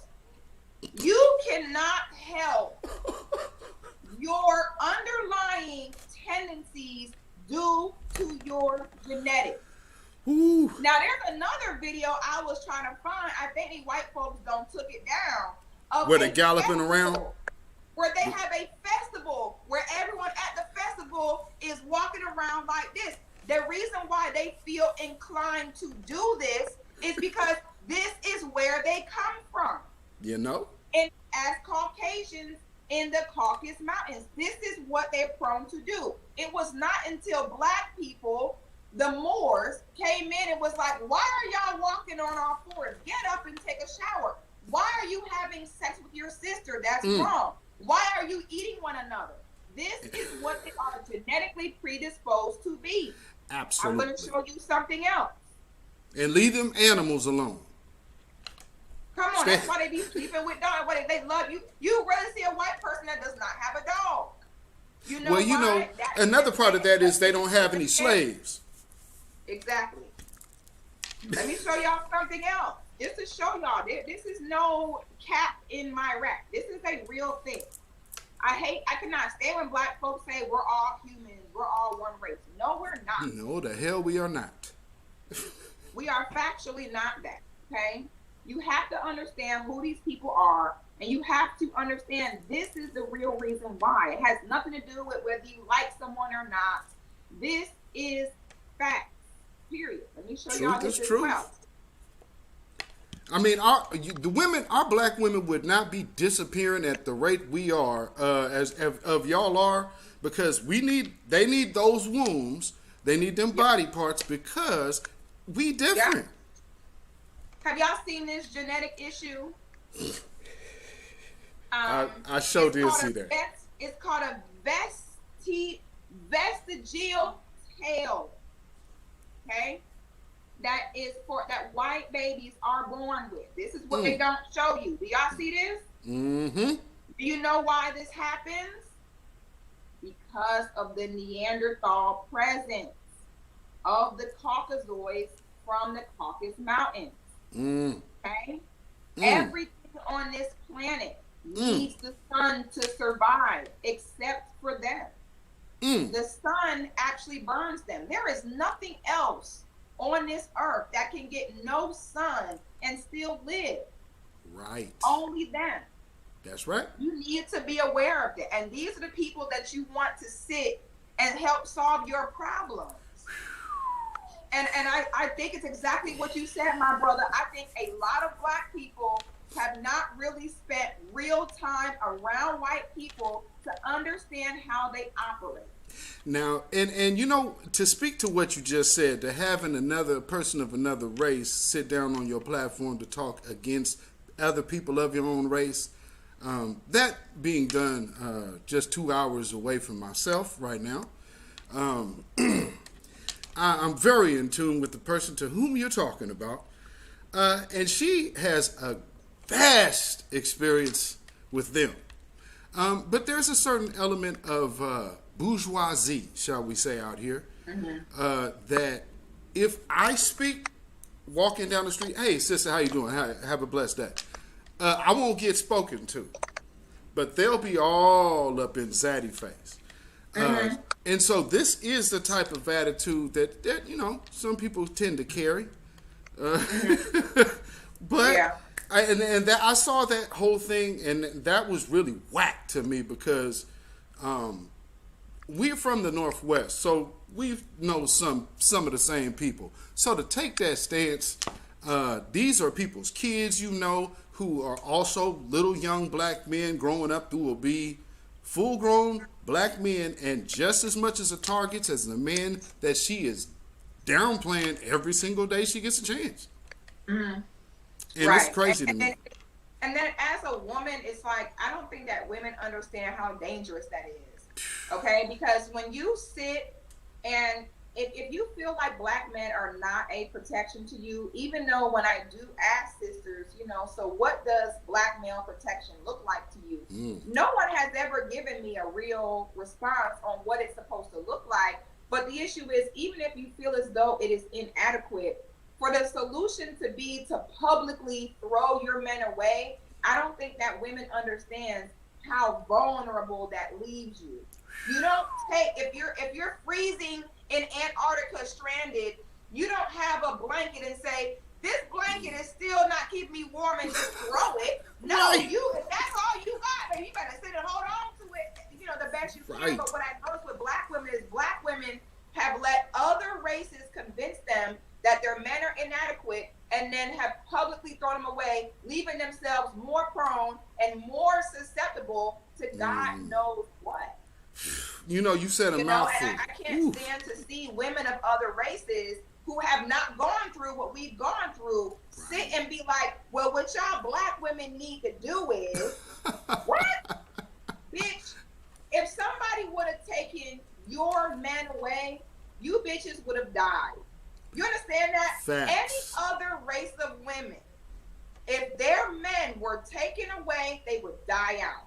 Facts. So they do not get to come talk to us as black women and tell us what we need to do. It's the same as the example I gave with the person that steals your car and then rides next to you, counseling you on how to walk.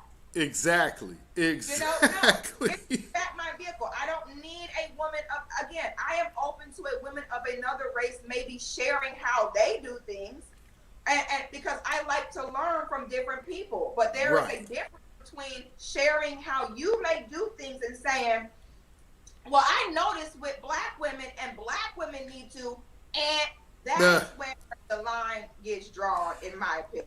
I totally agree, because we're the only people on earth that have had our actual man-woman relationship totally destroyed, and it was destroyed over 400 years.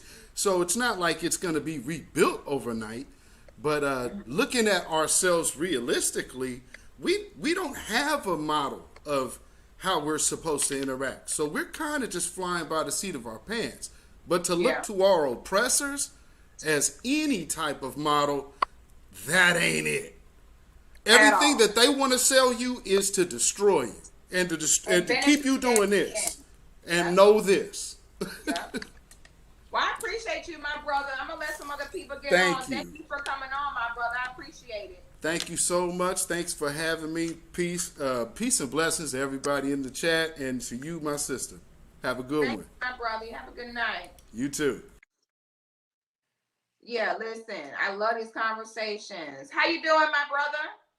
Not doing fine. Sorry, no, I'm good. How are you? I was confused. You're like, I'm not doing fine. I was like, no. You know how most people be like, oh, how you know? You'd be like, oh, I'm fine. But what if I'm not though? But no, I'm actually calling. I'm one of the detractors, I guess, if you would call it that. Okay. So pretty much, what happened is we were given their stories and we gave up our knowledge of the world. So cosmology, geography, physiology, math, science, things like that, in exchange for stories of Matthew, Luke, John, Jacob, and them. You get what I'm saying? So in exchanging that, what we took on was, labels and misnomers and nicknames, right? So black being a color that is an adjective. So as an adjective, it is only a descriptor, only describes a thing. It is not a noun. It is not the thing. So a person can't be black. It would be saying that that person is in the dark about their ancestry, which a lot of, the black people would be called, black because they don't know who they are. If you don't know your ancestry and if you haven't researched who you are or where you're from, which because it was stolen, granted, yes, but who's really going and looking for that? Who's actually researching their past? Correct word to use. I'm sorry? So what is the correct word to you? You're saying that black for people of color, that's what I'm saying. If you know how to read, okay, black being an adjective, that you're not black, then you would know, okay, the people are not colored people.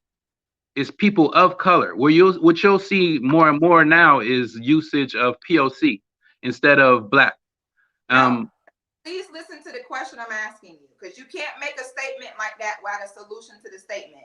You're saying black is an adjective and we should not refer to ourselves as black. Right. If I want to describe, if the police come to me and you rob a bank and they say, what did he look like? So I should not say that he had dreadlocks and he was black and he was heavy set. How would I describe you? So what I'm saying is, okay, so if it's somebody who is Indian, right? And they're darker skinned Asians, you do know that, right? Do you say that he's black? No, it's about being Negroid. If you saw a Middle Eastern, how about that then? And he had darker skin. Do you call him black? How about a Jamaican? A Negroid has different bone structure. What I'm getting at. There are very specific characteristics that make a person black and or Negroid. What I'm getting at. A person may have dark skin, but they do not have a Negroid bone structure. They do not have Negroid hair.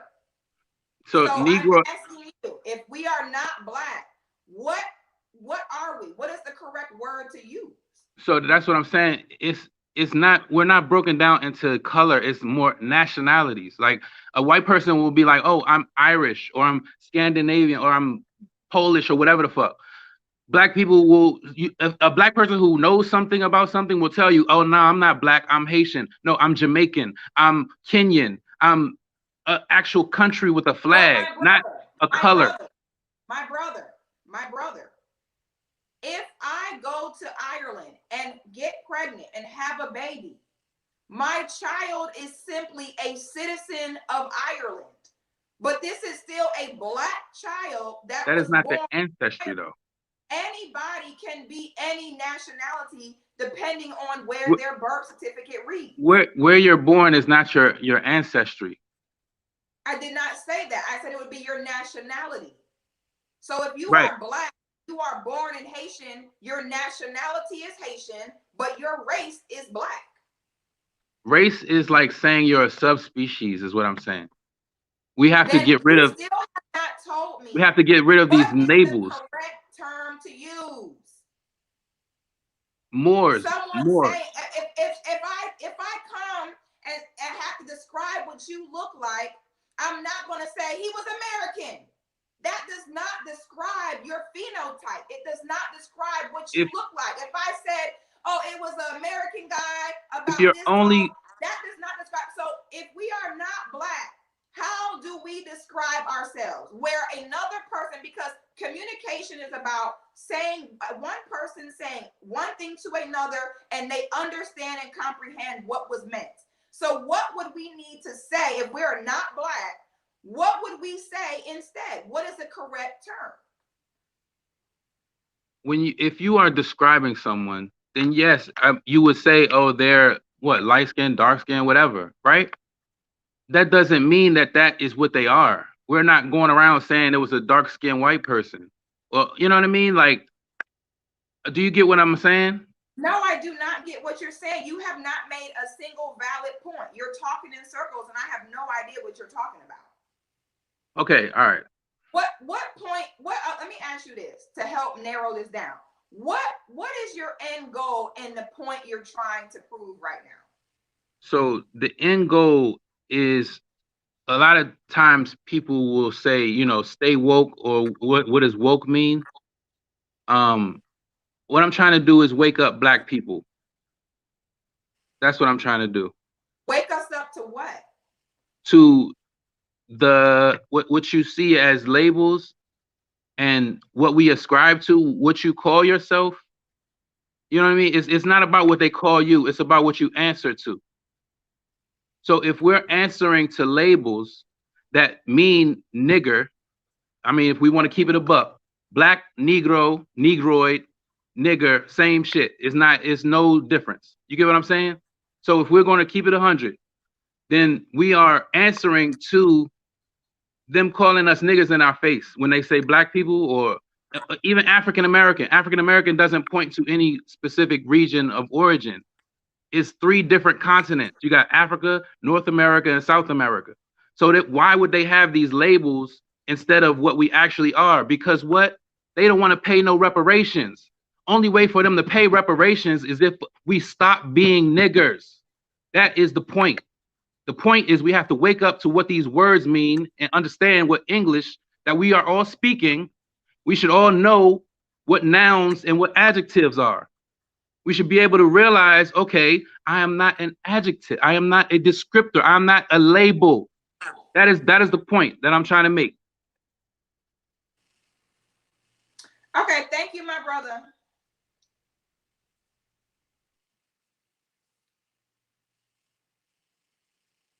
What the fuck was that?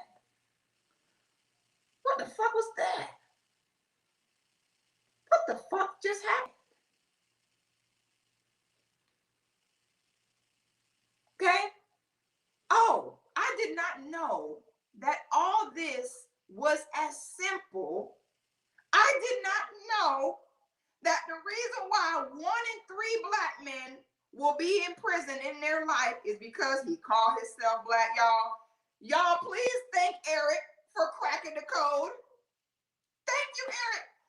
The way we stop all of this, guys, the way that we're, as black women, when we are 25% more likely to die in pregnancy and childbirth than white women? The reason why is because we're referring to ourselves as black women. The reason why 1 in 3 of you niggas is going to jail, majority of y'all for something you didn't even do, is because you're calling yourself black.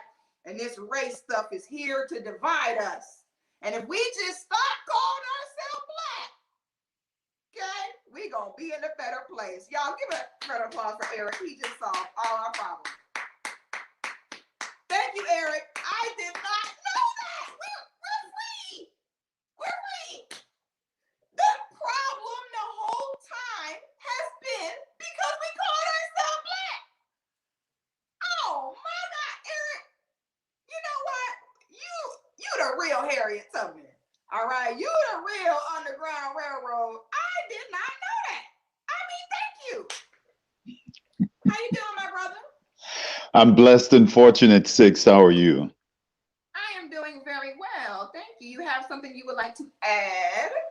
Well, first of all, I'd like to know, how do I clone you? I know you got your shit together. You are one woman that has it all. I appreciate you. Been watching you and Danica for a number of years. And let me just say, it's an honor to be with you tonight. I just want to see if I can add a little value to the discussion already. You mentioned something earlier about mental health. Okay. So the mental health for us started naturally when slavery took place. Our ancestors went through the most excruciating and the way we have endured as a people up until today. Definitely our issues do surround around our disunity on all different levels due to that factor. So I just want to point out the mental health issue. Okay. It is a critical issue for us as a people. Let's not even talk about black men and black women. I don't want to divert too far. But the mental health issue for us is something that we need to address. We need to keep on top of that as an issue. The whole thing about the black woman and the shitstorm that we find ourselves in as a people, where the white domination, the European, Dr. Walter Rodney described it very well in his book, How Europe Underdeveloped Africa.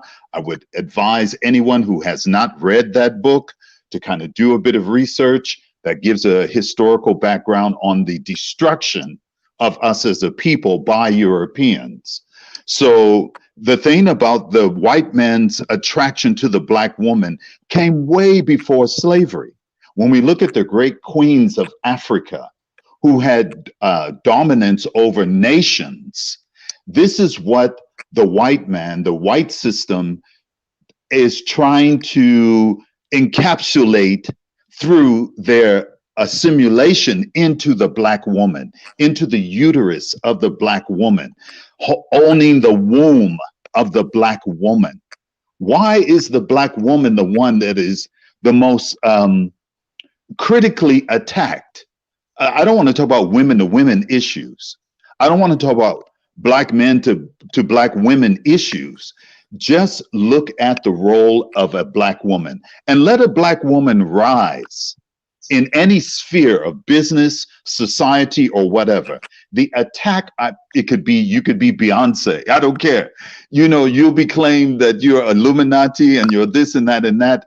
All I'm saying is that there's something innately critical about the system and its need to destroy black men through our black women.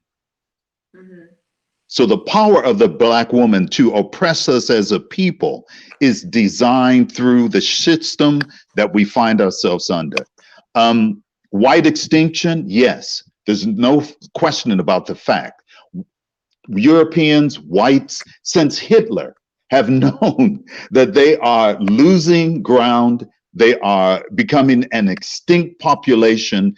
And the way you've profoundly spoken on this already. Like I said, girl, you've been dropping bombs left, right, and center the whole night, but that's nothing unusual for Six the Goddess. One last issue I'd like to say is that socially, economically, politically. One thing we must realize about imagery, okay? You hear that word, imagery? You spoke about the media and how its portrayal of assimilating interracial couples and, you know, I forget that other race that you mentioned with the black woman. Imagery is what has encapsulated us as a people, white, black, whatever, through the media, through television, movies, films, documentaries, whatever. Imagery, we have lost our identity as a people. That's why we have a lack of self-acceptance of those great leaders. Even when we have great leaders, it could be the people actually inside with those leaders who create their downfall. We have a whole history of that, from what happened in South Africa, other places that have happened in the world, for us who have leaders. Those are tactics of how racism hides itself in plain sight every time. And this is why we have to be very leery of the type of black people that say, well, I got mine, so I don't know what you're talking about. They will always send one of us to bring another one of us down. This is how they keep their hands clean, and this is how they hide in plain sight. They will, the PhD. Say, well, we bring our own selves down. Well, the PhD, pull him down. If we start putting the foot on the neck more of black people who cannot see past their own front porch, that is how we would go ahead and make that dissipate. But I just hate when we fall for that every time where they say, well, it's one of us that did it. Of course, they will always have it be one of us to do it. That's how they keep themselves, you know, keep their hands, keep themselves on top of it. But remember, they also created the shitstorm that we are under. So that's why I mentioned socially, economically, politically, imagery, the image, the way we, as not only black people, but people in general, look up to imagery and believe the delusion that the image that's being portrayed is actually the matter of the fact, when actually there's a hidden agenda behind the image. So I just wanted to point that out. Girl, keep dropping them bombs. For those who have ears to hear, hearts to receive your message on this platform, please stay blessed. I need you. That's all I need you to know, is that I need you. So stay strong, black woman. Thank you, my brother. I appreciate you. You have a good evening. I need to clone you, girl. I need to clone you. No joke. Blessings. Thank you. Blessings. All right, let me bring. How you doing, my brother? Come in. Hey, Six, how you doing? I'm doing good. How are you? I am blessed and highly favored. You So, a cute dog? yes, I am. So I wanted to weigh in because I just caught the back end of your I caught the back end of another gentleman. Okay.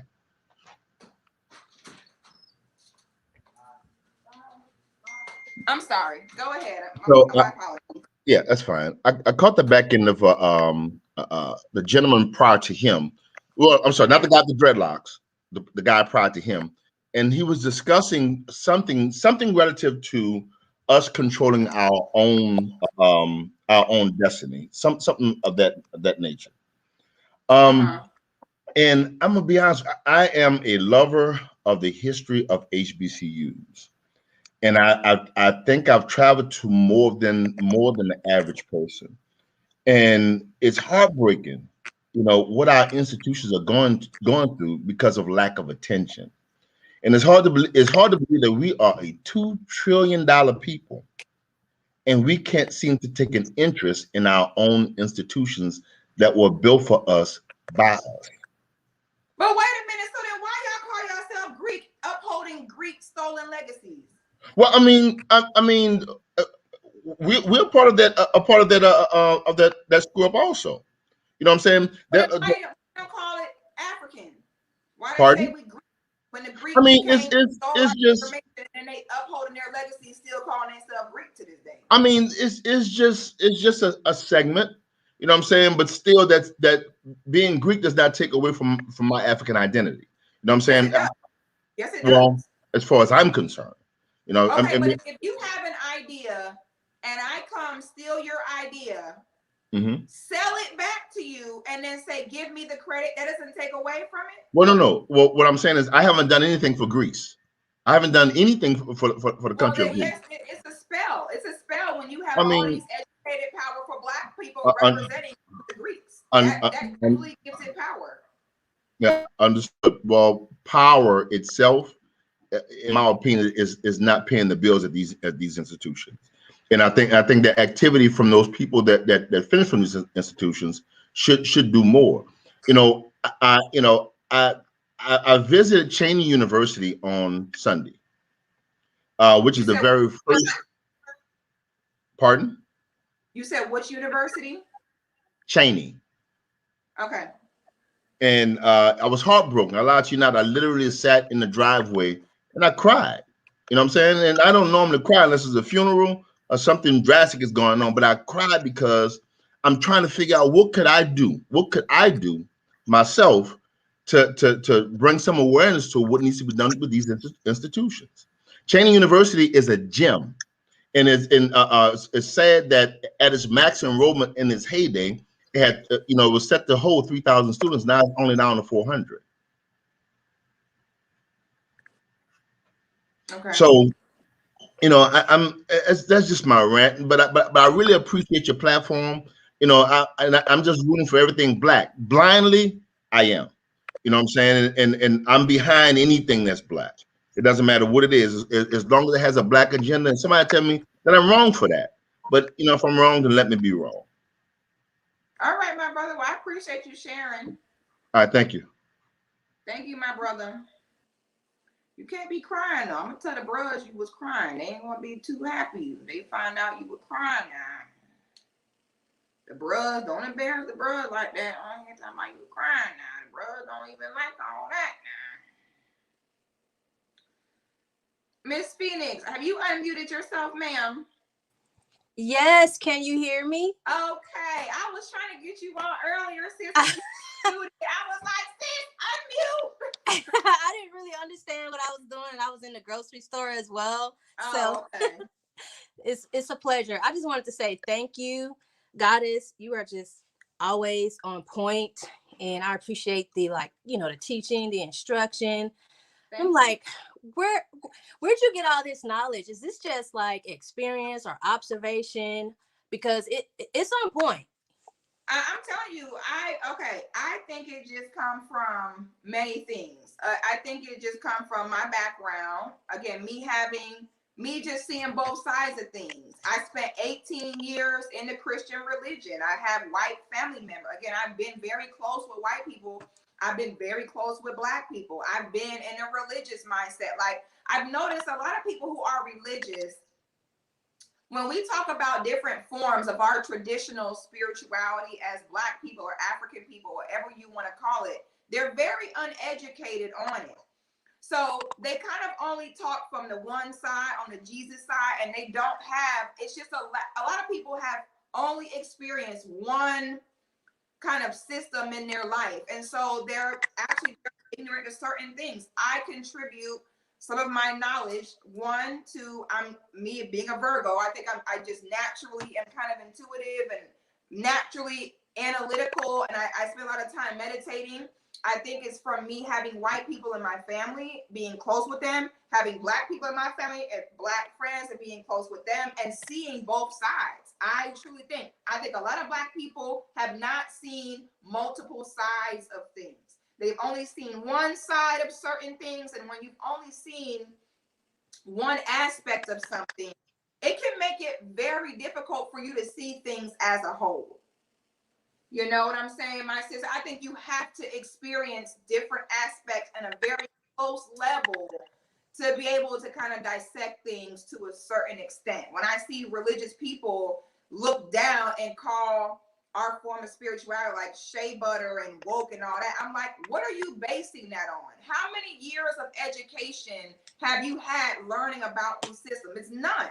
You've been taught by your religion to disregard it as demonic and shea butter as opposed to learning. And that's why I like doing conversations like this, because again, it's about bringing awareness that a lot of Black people simply are just not aware of. Yeah, yeah. I certainly appreciate it. I think, the information you're giving is just on point, and it's very important, as far as identity and our role in this society.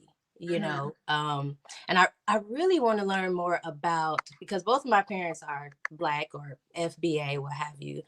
I really want to learn more about my role as a Black woman and my proximity to whiteness. I mean, I have an idea of generally our boundaries as Black people, but they're all around us. They're at the banks, at the grocery store. We work with them. We're friends with them. And it's kind of like, how can you navigate through those spaces? Also, one more thing I was thinking of, I wanted to ask you, what's the difference in, mixed kids, biracial kids who have a Black father and a white mother, and a white dad and a Black mother? Well, there's a big difference between the two. Now, the differences do not make one child more Black than the other, okay? Because people have different opinions on it. Some people feel as though the race of the father determines the race of the child. Me personally, Black man and Black woman produce a Black child, period. If it's anything outside of that, that is not a Black child. It is a multiracial or biracial child, first of all. And I feel that way because in my eyes, being Black is an honor. And there are rules that you have to fit into in order to carry that honor. I think that when we call mixed people Black, it's kind of talking down on ourselves because we're putting the power to be who we are in the hands of someone else. Now, what I will say is this: it does affect the mindset. So again, if the father is white, society in general is brainwashed to look at white men as the authority in general. Okay? Have you ever seen a Black person that's maybe adopted by white people and you hear them talk, and if you did not look at them, they sound like a white man talking? Yes. I have seen Black people like that. That comes from the white male figure in the house. Whereas if the father is Black, that is less likely to happen, because no matter what anyone says, when it comes to the belief system and the foundations of a family, it will always be set by the man, period. I don't care, because some people feel like, oh, well, when white men are with Black women run the household. No, the fuck they don't.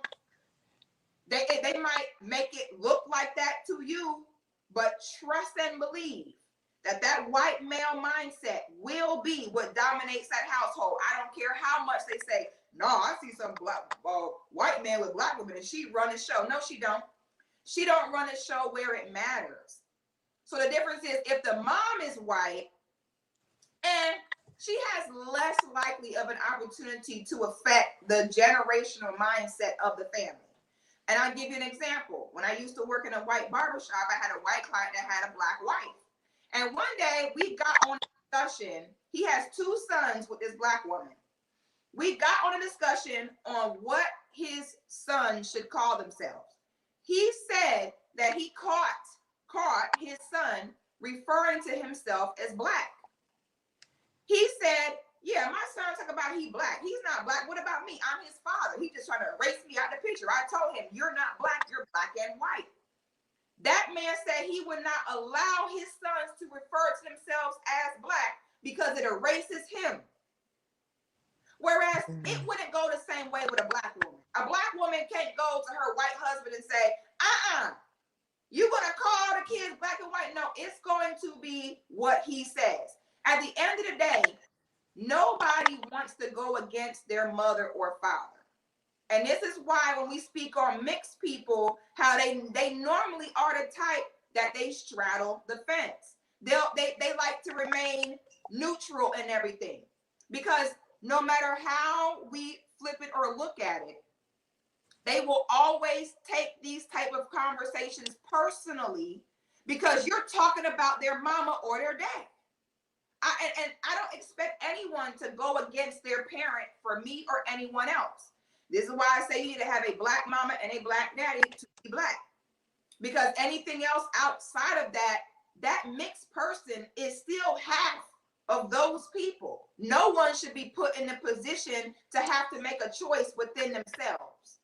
And some people will argue and they'll say, well, a lot of mixed people will still be perceived as black through the system, which may be the case, but it's more so about on how those children will perceive themselves. And this is why a lot of mixed people go through that identity crisis, where they're not white enough for the white people, not black enough for the black people, and don't have, like, I had a friend that was biracial, but white mama, black daddy abandoned her, raised by a white woman. This girl was confused and is still confused to this day when it comes to things about doing her hair, about she's uncomfortable around black women a lot of times. So when you have a black man as the head of the household, it is, to me, it's less likely to have as much as a negative effect as when the leader of the household is a white man. We know the white men are the one that run this world right now. When you have him in your family, his interests are always going to come first, and you're going to produce children who may be black in skin tone, but will be white male identified in their minds. That's some good info. Good info. I have. Are you up for another question, or yeah, go ahead, sis. Let me ask another question. This has been on my mind, and I was asking some of my friends. So, about 30% of Black women are married, correct? Make sure I'm okay. And so, majority of our Black men, correct me if I'm wrong while I'm stating this, are dating out or marrying out. Are they? Black men are, what percentage of Black men are dating other? A large number, or would you say half? I would say way less than half. Okay. All right. So why is it so many of us Black women, we're not married to Black men? Like, why is our marriage rating is not high?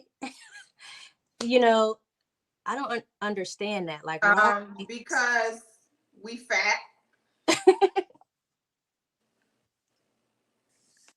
Because we're fat. Okay, so our men will not choose us if we're overweight.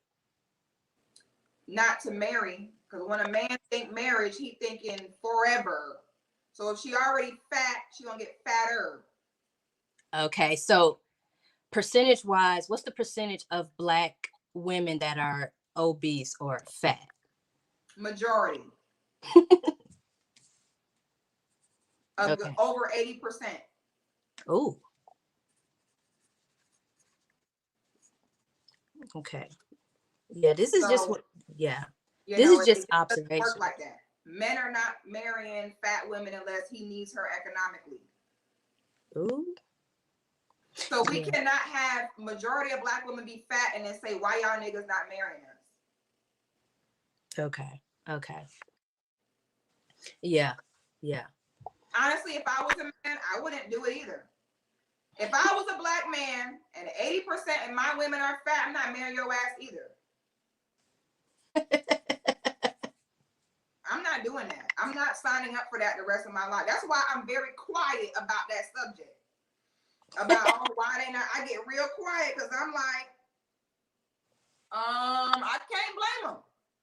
I'm sorry, I can't blame them. Wow. Yeah. So. And this is not saying that getting skinny won't solve the problem, but being fat won't solve it either. You know, this is also scientific, that in order for different levels of masculinity to be triggered in men, it is triggered by a visual. And what happens is when you look at your women and they big, it doesn't trigger the protective and provisional instinct in the man. So this is why it's a cycle, but this is also why it should not be about, oh, we're going to blame all the black women or blame the black men. It's a collective issue.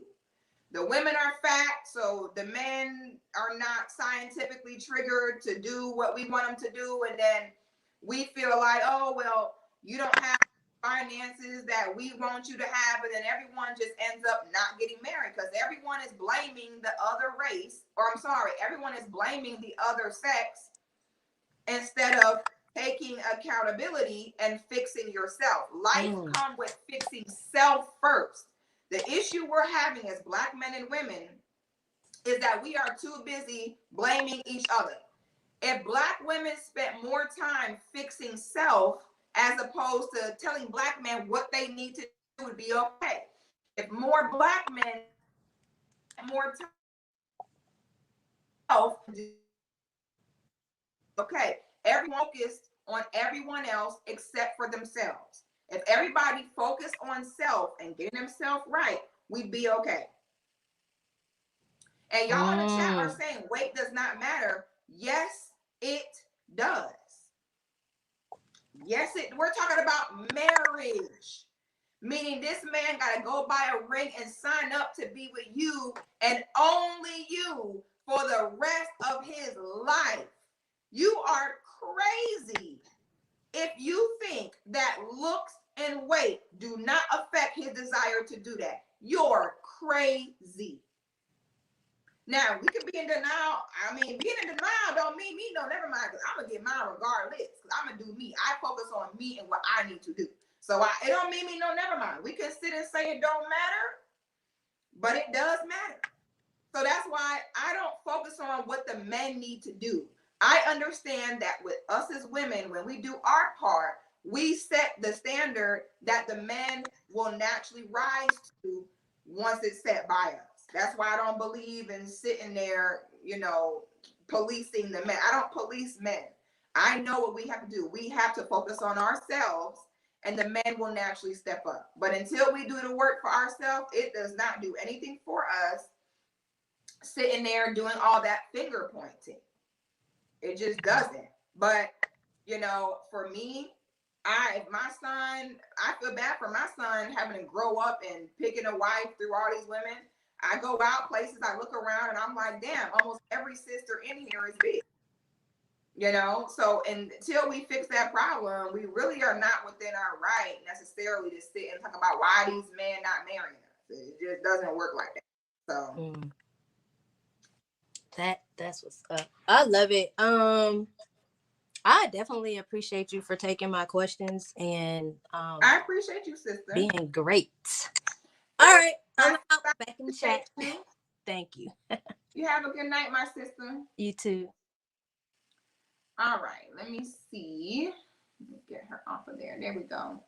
Yeah, y'all, I'm really glad we were able to have this conversation. This conversation was definitely necessary to have.